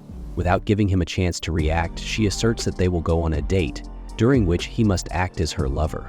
Rentaro, still processing the situation, attempts to protest, but his objections go unheard as the girl introduces herself. She reveals her name as Mimi, repeating it 3 times for emphasis. However, realizing the difficulty in constantly repeating the name, she opts for the simpler nickname Mimi. Mimi was a second-year student, and Rentaro, a first-year student, introduced himself. She admired her own beauty, believing herself far more attractive than Rentaro, but was willing to tolerate his presence. Rentaro, feeling slighted, tried to defend his looks, but Mimi was confident she could improve his appearance. After some time, Mimi completed her work and eagerly admired the result. A transformed figure stood before her. Mimi was thrilled with the outcome, even admitting that he now looked quite handsome. Meanwhile, Rentaru was captivated by her red eyes, which triggered thoughts of AI. The realization made him shy. The shopkeeper handed over the bill, and Mimi casually remarked that looking handsome came at a price. Rentaru, unwillingly parting with his money, deeply regretted his decision. Later, they sat in a restaurant enjoying their food. Mimi, however, seemed fixated on Rentaru's ice cream. She hesitated to eat cold things, worried it might affect her beauty. Rentaro reassured her, complimenting her appearance, but then noticed people in the restaurant staring at them. With such a beautiful girl beside him, attention was inevitable. Some individuals nearby commented on how attractive people always received admiration. Mimi reveled in the attention, while Rentaru felt awkward. One of them mentioned that, despite everything, Mimi's expressions and mannerisms made her truly beautiful. She brushed it off, but then revealed that someone even more beautiful than her once existed. Rentaru was stunned. Was it possible? His mind immediately jumped to AI. Why was he even thinking about her now? Meanwhile, a jealous couple observed Mimi and dismissed her beauty as a product of expensive makeup.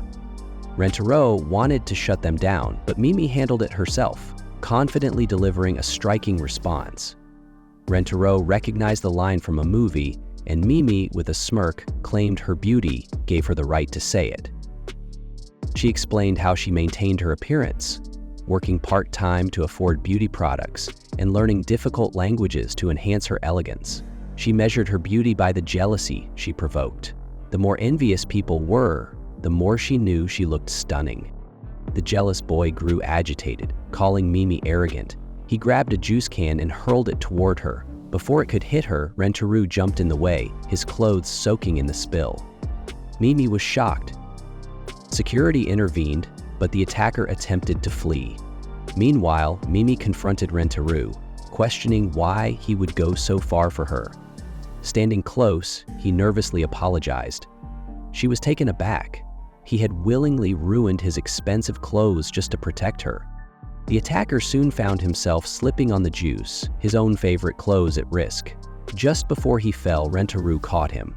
Confused, the boy asked why Rentaru had saved him. Rentaru simply expressed relief that Mimi was fine and acknowledged that the boy's actions stemmed from his desire to defend his girlfriend. The boy, now emotional, admitted that Rentaru would make an amazing boyfriend. He apologized and left quietly. At that moment, Mimi removed Rentaru's fake wig, seeing him for who he truly was. She acknowledged his handsomeness and appreciated his kindness. Realizing she had dragged him into her affairs without considering his feelings, she apologized. Then, without hesitation, she confessed her love for Rentaru and asked if they could be together. Rentaru was pleased but hesitant. He admitted a truth. He already had 9 girlfriends. Mimi was stunned but quickly rationalized it. The 10th spot was always the most special, and with her beauty, she would claim it. She declared her unwavering love, and Rentaru welcomed her to the family. Just then, AI and Suzuka arrived, having been out shopping. Rentaru introduced them as his girlfriends. AI greeted him warmly, but Rentaru was caught off guard. Mimi then revealed the truth. AI was the one she had referred to earlier, the one whose beauty surpassed hers. Rentaru froze. What was he supposed to do now? Mimi refused to be in the same family as AI, but also refused to leave Rentaru. He had to choose AI or her. Rentaru panicked at the impossible decision. AI, unfazed, issued a challenge to Mimi. Rentaru realized the inevitable. These two were about to battle. And with that, the episode ended. If you enjoyed the video, don't forget to like and subscribe. See you in the next one. Goodbye. The very next day, a middle school beauty competition takes place. And to everyone's surprise, Nano emerges as the winner. Mami, who never expected to lose to Nano, is particularly shocked. She even begins to think that Nano is genuinely beautiful. After the competition, Mami considers befriending Nano, but Nano coldly refuses, stating that she has no time to waste on unnecessary things. Later, Mami and Nano stand face to face as Rentaru announces the start of the beauty search competition. He explains that the loser of this contest will be expelled from his family. Confused, Karain asks what exactly a beauty search is. Mami clarifies that, in this contest, both she and Nano will describe the beauty and qualities of the competitors. Rentaro will judge their responses, awarding points based on the best description. The contestant with the highest points at the end will be the ultimate winner. Kurane, furious, refuses to allow any of her family members to be separated over such a ridiculous game. However, Mami argues that this competition is recognized at a national level. Frustrated, Kurane demands that she stop speaking nonsense. Undeterred, Mami announces that Kurane will be the first subject of evaluation. This irritates Kurane, but the game begins regardless.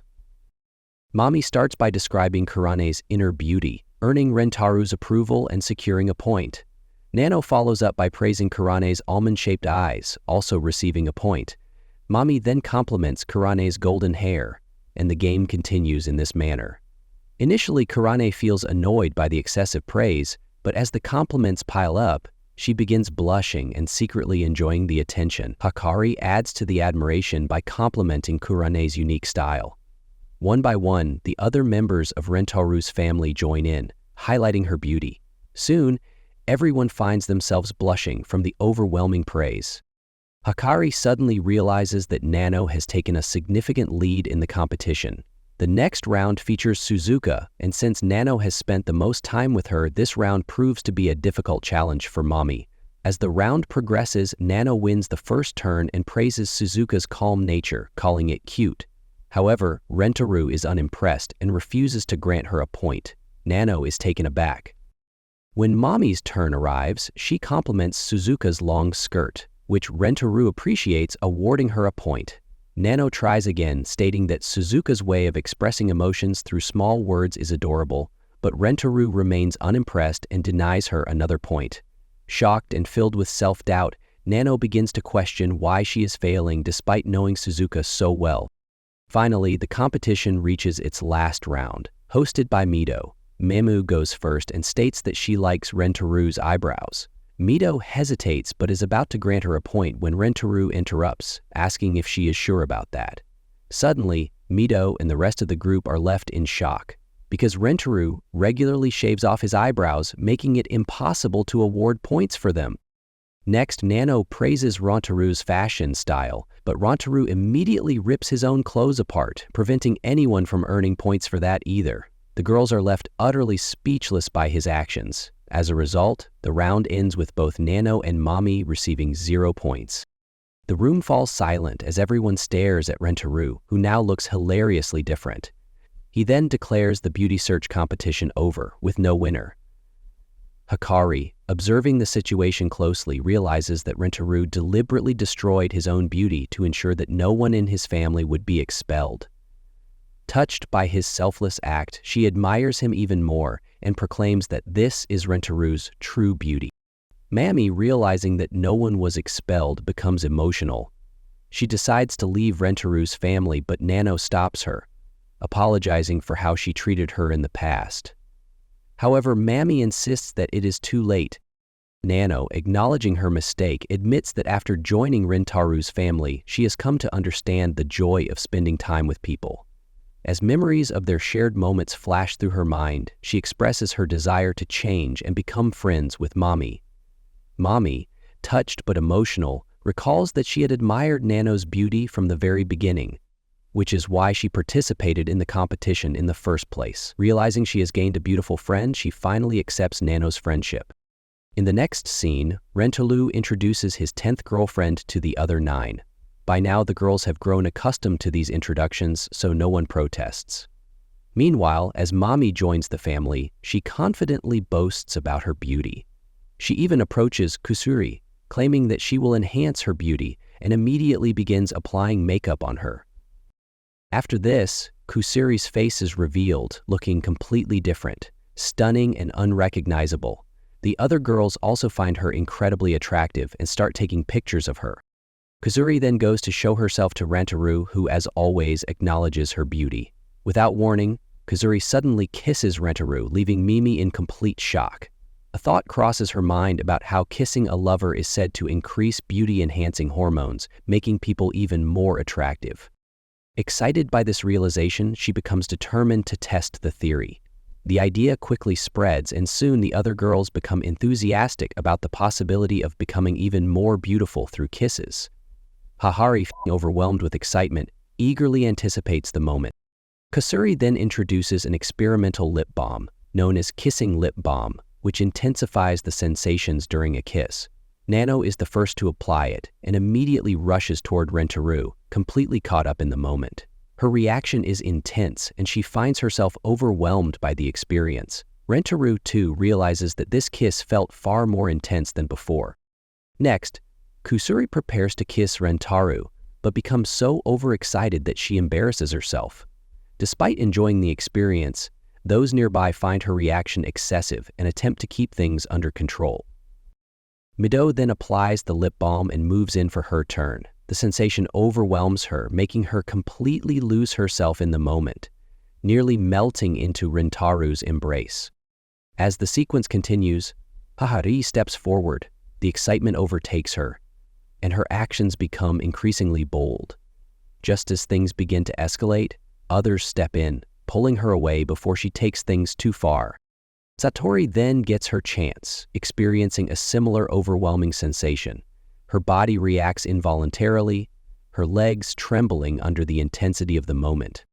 Meanwhile, Karain initially resists the idea, claiming disinterest. However, having already applied the lip balm, the moment arrives, and she finds herself in Rentaro's embrace. Overcome with emotion, she clings tightly to him, much to the concern of those around her. A brief argument ensues before the situation calms down. Before long, Kurumi arrives and takes her turn. She deeply enjoys the experience and expresses her desire to be treated as a mature young woman rather than a child. Suzuka, blushing intensely, finds herself next in line. When the moment comes, she surrenders to the sensation, feeling weightless, as if floating in the air. However, Rentaro is too exhausted to assist her when she loses balance, and Nano steps in just in time to catch her and bring her safely back down. Finally, Hikari takes her turn. The overwhelming sensation causes her nose to bleed, drawing immediate concern. In a dazed state, she mistakenly kisses Karain, much to the shock of those around her. Hikari, witnessing the unexpected turn of events, eagerly captures the moment. At last, it is Mimi's turn. She approaches the moment with confidence, eager to enhance her beauty. Rentaro, observing her, already sees her as beautiful. Yet, as the kiss unfolds, she loses all composure, entirely swept away by the moment. The excitement among the girls builds further, leading them to the conclusion that continued kisses will only enhance their beauty even more. The next day, a scientist detects unusual activity on Earth. Initially, he assumes it's a weather anomaly, but another scientist points out that according to previous episode, cherry blossoms are blooming much later than usual. This is a serious issue, and they predict it could occur within a year. However, the lead scientist warns that the phenomenon might happen in just a few months. The problem? An impending ice age that could bury the entire Earth under ice. Rentaro reads about this in an article and panics. Later, he is seen with all his girlfriends, but he remains visibly tense. The girls quickly notice and ask if something is wrong. Kasuri, one of the girls, suddenly pulls off Rentaro's wig, shocking everyone. He was wearing a fake one. She then offers him a medicine that supposedly helps hair grow faster. But before he can take it, Kasuri suggests that Mido, an expert stylist, should style his hair instead. Kurumi, upon hearing this, isn't surprised and playfully calls Hahari Lady. However, Hahari insists that she should be called Mama instead because she prefers it. Mido, eager to fix Rentaro's hair, considers cutting Mimi's hair to use for styling. However, Mimi pleads not to cut her beautiful hair. Then, unexpectedly, Rentaro's hair starts growing back on its own, almost like a miracle. Seeing his new hair, Hahari falls head over heels for him and suddenly comes up with a plan. She goes to Kasuri and asks for the same medicine. Without hesitation, she drinks it, believing that longer hair will make Rentaro like her more. However, Kasuri warns that the medicine is extremely dangerous and should only be taken in small amounts. Moments later, Hajari's hair starts growing at an alarming rate, completely surrounding her. Kazuri warns that the hair has become uncontrollable and must be dealt with immediately. Mido rushes to help, but Hajari's hair suddenly attacks her. Rentaro manages to save Mito just in time, but he twists his ankle in the process. Mito apologizes and asks if he's okay. The hare prepares for another attack, forcing everyone to retreat behind a door for safety. Kasuri then explains that the hare has now become incredibly strong and nearly impossible to defeat. The most terrifying part? The hare is directly connected to Hikari's mind, meaning that whatever she thinks about, the hare will act upon. Hikari then comments that since Hikari is a mother, her thoughts will be pure and innocent. However, the others know that Hikari's mind is anything but innocent. The word they use to describe her thoughts is, well, let's just say I can't say it here. The hare now starts acting out all of Hikari's wildest fantasies. Suddenly, the hare breaks through the door and grabs Kurumi. She is about to fall, but instead of letting her drop, the hare saves her first, only to start acting weird afterward. Seeing this, Rentaro is utterly heartbroken, but the other girls quickly grab him and run away. At the same time, a strict teacher, nicknamed Bedhead Teacher, arrives to stop them from running in the school hallways. But even she is no match for the hare. It overpowers her in an instant. Kasuri decides to stay behind and hold off the hare while the others escape. However, the hare quickly turns on her as well. Kasuri tells everyone to run while they still can, but before she can finish, the hare overwhelms her too. Hikari tries to sacrifice herself next to protect Karain, but Karain refuses to leave her behind. However, when Hikari pleads, "Let go of my hand, it's really hurting," Karain reluctantly releases her, and Hikari also falls victim to the hare. Seeing this, Rentaro starts crying as they manage to escape the school. But outside, things are no better. The entire city is in chaos, with the hare causing destruction everywhere. The group wonders if there's any safe place left. They decide to head to the tallest building they can find. However, Mido and Suzuka stay behind with the car. When Rentaro asks them to come along, they refuse. Suzuka then drinks a potion, making her appear even cuter. She and Mido take off in the car, but the hare chases them at full speed. Realizing what they're doing, Rentaro wants to save them, but the girls stop him. They know that Mido and Suzuka have made their decision to sacrifice themselves so the rest of them can escape. Mimi and the others work together to save Rentaro as they enter the building. In the elevator, tensions rise as the girls scramble to take the lead. Eventually, they abandon the elevator and rush up the stairs, reaching the top where they pause to catch their breath. Rentaro looks ahead and sees nothing but an overwhelming mass of hair stretching endlessly before him. A sense of dread settles over him as he wonders if this is the end. Mimi and AI take action, using their skills to confront the living hare. Rentaro, feeling helpless, watches as they struggle. When the hare retaliates, both Mimi and AI are captured, leaving Rentaro at a loss on how to save them. Just as panic sets in, Mido and Suzuka arrive in a helicopter, lowering a ladder for Rentaro. With the situation growing dire, Rentaro contemplates how to rescue Mimi and AI as well.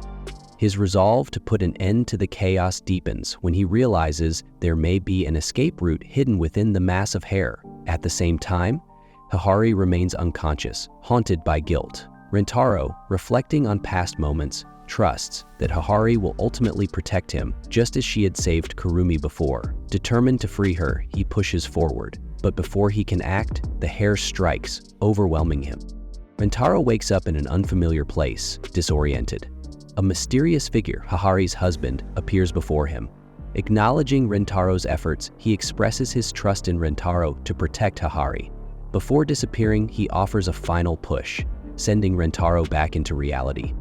With renewed determination, Rentaro regains consciousness and finds Hikari still ensnared. He tries to free her, but his strength fails him. Realizing that her consciousness remains active, controlling the mass of hair, he makes a desperate attempt to reach her. His actions break the hare's grip, and Hikari finally awakens. Overcome with guilt, she believes she has caused irreversible damage, but Rentaro reassures her that it was the medicine's influence, not her own action. Elsewhere, Hikari and Sato remain steadfast in their devotion to their mother. As the crisis subsides, the unnatural hair begins to retreat into the sky, burning away under the sun's heat. Rentaro takes the final step by cutting the remaining strands, restoring peace. In the aftermath, life returns to normal. Hikari and Mito call out to Hahari for lunch, but she remains seated in silence, lost in thought. Rentaro enters the room and gently brings her back to the present, showing her a news report announcing the end of the crisis. Scientists at the North Pole reveal an unexpected discovery. The destruction of the hair in the sun generated enough heat to prevent an impending ice disaster, ultimately saving the world. As Rentaro shares this news with Hikari, she is overcome with emotion. The realization that she has played a crucial role in protecting humanity fills her with newfound relief. One by one, the others gather around, offering their gratitude and support. In the end, Hikari is recognized as the one who saved the world, and a sense of peace settles over everyone. The next day, Rentaro was walking home from school, thinking about all his girlfriends and how beautiful they were. As he walked, a girl passed by him, and when he looked at her, he recognized her as Kakure from his class. He recalled that she never tried to talk to anyone and always sat alone in the classroom. Suddenly, a strong gust of wind blew through, and Kakeru began to panic. Rentaro glanced at her, but his gaze accidentally landed in the wrong place, causing him to blush. Meanwhile, a signboard flew straight toward Kakeru. Rentaro shouted for her to move, but she was too embarrassed to open her eyes. In the end, he rushed in and saved her just in time. However, the signboard ended up crashing into Love God, who had been hanging around for fun, but was unfortunately caught in the accident. Afterward, Rentaro checked if Kakeru was okay, and as their eyes met, something unexpected happened. The girlfriend syndrome kicked in. Completely shocked, Rentaro wondered if she was really his next girlfriend, while Kakeru became incredibly shy. Later, Kakure apologized to Rentaro and thanked him for saving her. He reassured her that there was no need to apologize. She then explained that she was extremely shy and didn't know how to talk to people properly. To avoid social interaction, she always hid behind her goggles. She thanked him again and acknowledged that they were in the same class. Rentaro agreed, and Kakure admitted that she usually covered herself with her hair. Rentaro casually remarked that it seemed like her specialty. However, Kakure's expression darkened, and she sadly questioned what he meant by that. She went on to share that she had tried other options before, like wearing a face mask. Rentaro immediately dismissed the idea, saying it wasn't a good solution. Then he told Kakure that when he looked into her eyes earlier, he had found them extremely beautiful. Hearing this, Kakure blushed intensely. Suddenly, she dropped a teddy bear and vanished like a ninja. Rentaro was left wondering if she had some kind of superpower. The next day at school, Rentaro found another teddy bear inside his drawer, along with a letter. It was from Kakure. In the letter, she wrote that she had been very happy to meet him, that she was grateful to him for saving her life, and that she had enjoyed talking with him. She also mentioned that she had personally made the teddy bear for him.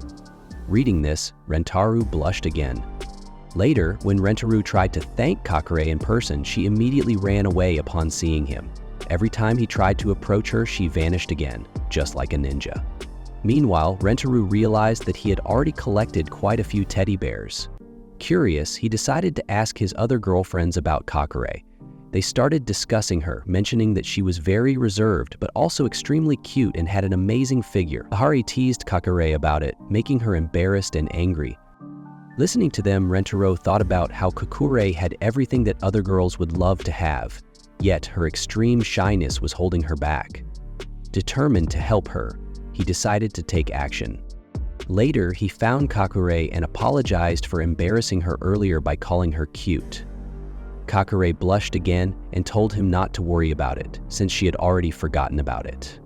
However, she admitted that whenever she faced him, she became extremely embarrassed. Rentaro couldn't help but notice how adorable she was. Finally, Kakure gathered her courage and confessed her feelings, telling Rentaro that she loved him. But right after saying this, she became so shy that she vanished again.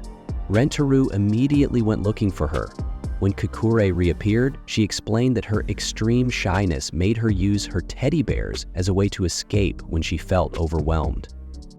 She also revealed that she didn't feel worthy of being loved. She struggled to talk to people, go on dates, or even hold hands. Feeling unworthy, she apologized to Rentaro and asked him to forget everything she had just said. However, Rentaro stopped her. He told her that she didn't need to say such things. If she had feelings for him, she should express them. Without hesitation, he admitted that he really liked her too. As expected, Kakure was completely overwhelmed and disappeared once again. But Rentaru was determined. He declared that he wouldn't give up on her and went after her. Entering a room, he confidently stated that he knew she hadn't gone home and must be hiding somewhere nearby. As he searched, a doll suddenly fell to the floor, followed by several others. Rentaru looked around but still couldn't find her. Eventually, Kakure hid behind a curtain, thinking she wouldn't be seen, but Rentaru found her anyway. Shocked, Kakuru asked how he had managed to find her. Rentaro explained that she had been running too much and her breathing had become heavier, making it easy for him to hear her. Then, he told her that no matter how many times she hid, he would always find her. Because he really liked her. Still unsure, Kakuru hesitated. She pointed out that Rentaru hadn't even seen her face properly and didn't really know how she acted. Rentaru reassured her that he didn't love her for her face, he loved her for who she was. Then he asked her to be his girlfriend. Overwhelmed, Kakure agreed, but then the situation became a little awkward as Rentaru found himself unable to ignore how stunning her figure was. Kakuru, of course, became incredibly embarrassed again and disappeared, leaving another teddy bear behind. Later, Rentaru introduced Kakure to the rest of the group. However, she was too shy to face everyone and hid behind him.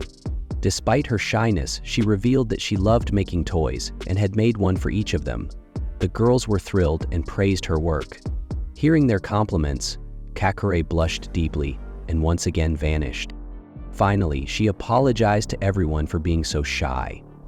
Rentaru explained to the others that Kakure tended to disappear whenever she became too embarrassed. Kakure admitted that she was trying to get better at facing people and stop hiding behind her hair, but it was still difficult for her. Seeing her determination, Rentaru comes up with an idea, playing a game of hide and seek. He suggests that everyone hide while he searches for them. The last person remaining undiscovered will be the winner. At this point, Hahari mischievously announces that the winner will get a kiss, causing Rentaru to immediately object and scold her for trying to change the rules. Hahari, however, secretly thinks the idea isn't so bad. Before they start, they decide on some restricted areas, such as the staff room and the principal's office. Suto warns that if they hide all over the school, it will be extremely difficult for Rentaru to find them. Rentaru confidently tells them not to worry, he will find them all. With that, the game begins. Rentaru starts counting while all the girls rush to find hiding spots. The scene then shifts to Meido and Suto, who have found a hiding spot hanging from the roof. They whisper to each other that this is a great location and that Rentaru will never find them. As Rentaru walks past, an evil teacher suddenly appears and tells him not to try and escape. Rentaru reassures her that he's not running away and continues searching.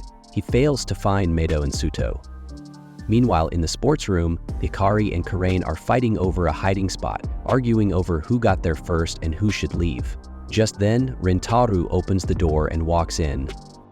Before Rentaru arrived, Karane and Hikari hid in a very small space. It was so cramped that they were being squished, making it difficult to breathe. They realized they couldn't stay there any longer and finally came out. Rentaru was the first to find them. After that, everyone went to the science lab, where they easily found Mimi and Kasuri sleeping. Seeing this, Rentaru was completely enchanted by their cuteness. Mimi explained that sleeping enhances beauty, and after that, everyone went to the library, which was extremely dark. Rentaru noticed a box with a book outside of it, which was unusual because books in the library are never scattered. Suspicious, he opened the box and found Suzuka and AI hiding inside with innocent expressions. Seeing this, Rentaru and Mimi thought they truly looked beautiful. Next, the scene shifted to the cafeteria, where Kurumi and Hahari were hiding in an extremely close space. Kurumi struggled to breathe and suddenly bit Hahari. Shocked, Hahari jumped out, and eventually Rentaru found them too. However, Hahari was in bad shape, and Rentaru asked what had happened. Kurumi stopped him from asking further, and they all returned to the middle area. Both of them were sweating heavily and were eventually caught. In the end, everyone was found except Kakuri, and they couldn't figure out where she was hiding. Then the principal appeared, struggling to carry a heavy object. Seeing this, others became suspicious, wondering if Kakuri was inside the box. Rentaro opened it, but instead of Kakuri, there was only her doll. This made him even more suspicious. He thought for a moment and then reached into the principal's hair, pulling out Kakuri, who had been hiding there the whole time. The other girls asked how Rentaro had found her, and he explained that Kakure had once mentioned that if she ever needed to escape, she would leave her doll behind as a distraction. Since he saw the doll, he suspected she was nearby. As Kakure was the last one found, she was declared the winner. Everyone praised her, making her blush so much that she ran off to hide again. Kasure commented on how incredible Kakure's talent was. Rentaro was happy to see all the girls together and felt grateful that no one judged Kakure based on her looks or behavior. Then, the girls reminded him about the prize money. Kakure hesitated, feeling embarrassed, and before leaving, Rentaro suddenly kissed her. Shocked, she disappeared out of embarrassment, and Rentaro awkwardly apologized. Mimi called out to him, but Kakure had already vanished, and Rentaro was missing his face. Next day, we see Karain, who is soon approached by Rentaro. He arrives slightly late, which frustrates Karain, as she feels he always does this. Although he wasn't actually late, she still scolds him, believing he has a habit of being unreliable.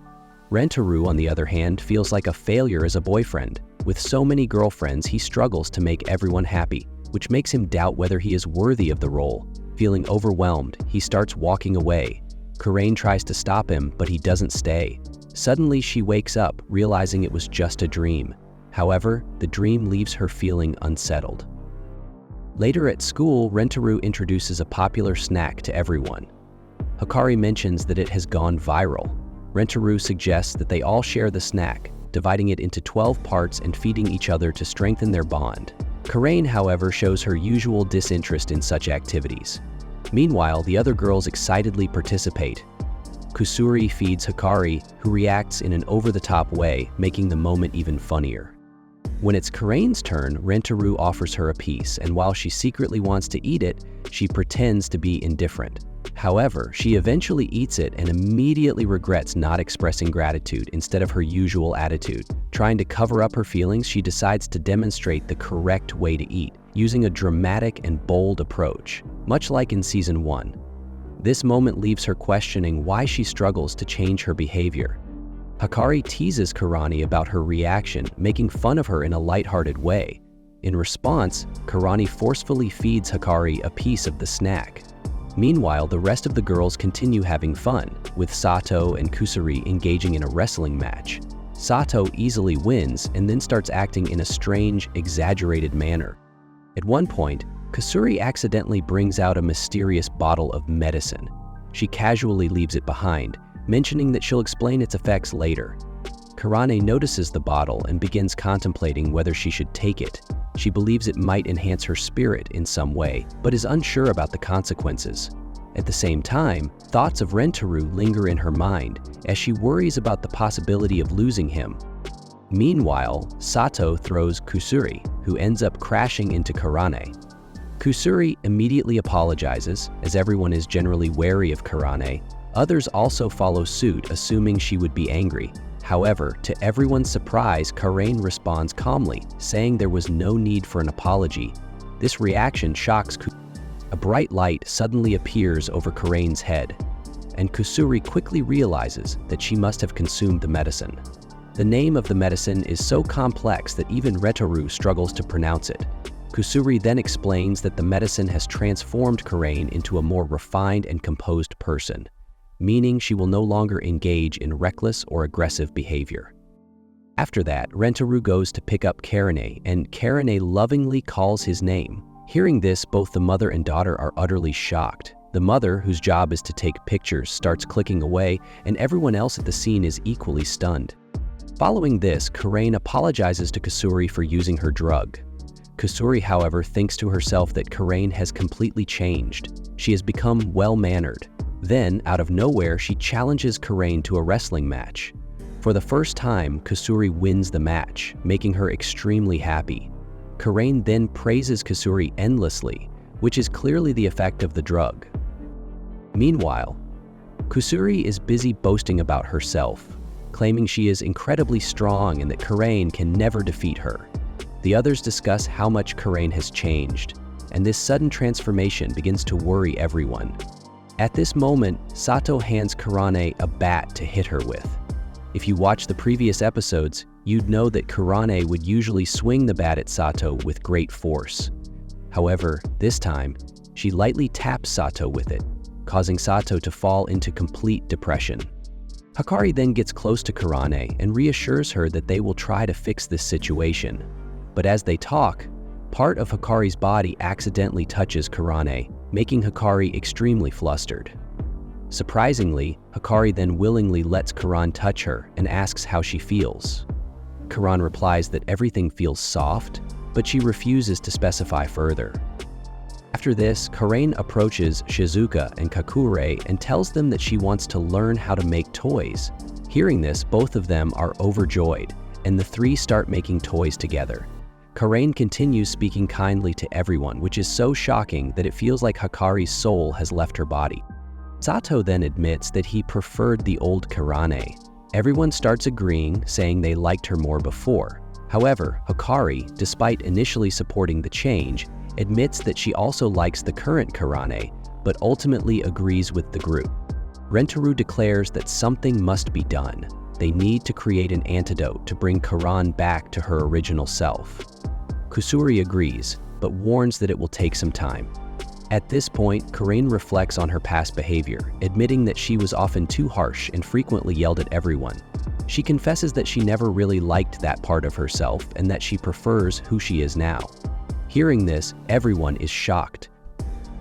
Rentaro then takes Karain aside, and the two walk together, holding hands. Karain expresses how much she enjoys holding Rentaru's hand, revealing that she had wanted to say this for a long time but never had the courage to. Rentaro, already aware of her feelings, tells her that he brought her here for a reason, because he truly loves her. He then reminisces about their past moments together, saying that Karain was amazing before and is still amazing now. However, he asks her to be honest. Does she really like who she has become? Because if she does, he will support her no matter what, as he deeply loves her. Overwhelmed, Karain begins to blush and eventually bursts into tears. She confesses that she wants to change back, to become the person Rentaro truly loves. They then share a heartfelt hug. Meanwhile, Kusuri successfully creates the antidote. Karain drinks it, and once again a glowing light appears around her. Kusuri explains that the same mysterious energy that entered Karain's body last time is now leaving her. Eventually, the glowing stops. Rentaro asks if the antidote worked, but Karain continues speaking even more sweetly than before. This makes it clear the antidote has backfired. Since Kusuri's medicines rarely work perfectly, this outcome was almost expected. Everyone becomes depressed, but Rentaro reassures them not to worry. He promises that he will find a way to bring Kurane back to her original self, no matter what. After a while, Hahari remarks that it's getting late and they should head home. However, she worries that if Karan returns to her own house in her current condition, her family will be extremely concerned about how drastically she has changed. To ease those worries, Hahari invites Karan to stay at her place, assuring her that she is part of the family and can remain there comfortably, a suggestion that Rentaro also warmly supports. Eventually, Rentaro and Karane make their way to Hahari's house.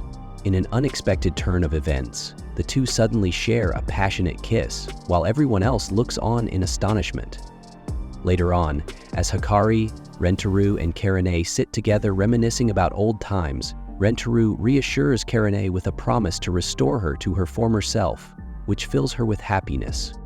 Determined to counteract the effects of a mysterious medicine, Rentaro proposes that they try something completely opposite to evoke Karain's old, angry self. Although he cannot guarantee that the plan will work, Taro insists they give it a try, and Karain reluctantly agrees. In the midst of their attempt, Rentaro boldly confesses his deep love for Karain, prompting her to reciprocate in kind. The atmosphere soon turns almost comically affectionate, as all three exchange heartfelt expressions of love repeatedly. Not satisfied with the outcome, Rentaro devises another plan aimed at provoking Karain into reverting to her old self. He attempts to hug her in a manner intended to irritate her. Contrary to his expectations, Karain delights in the embrace, which only further frustrates Rentaro as his plan fails.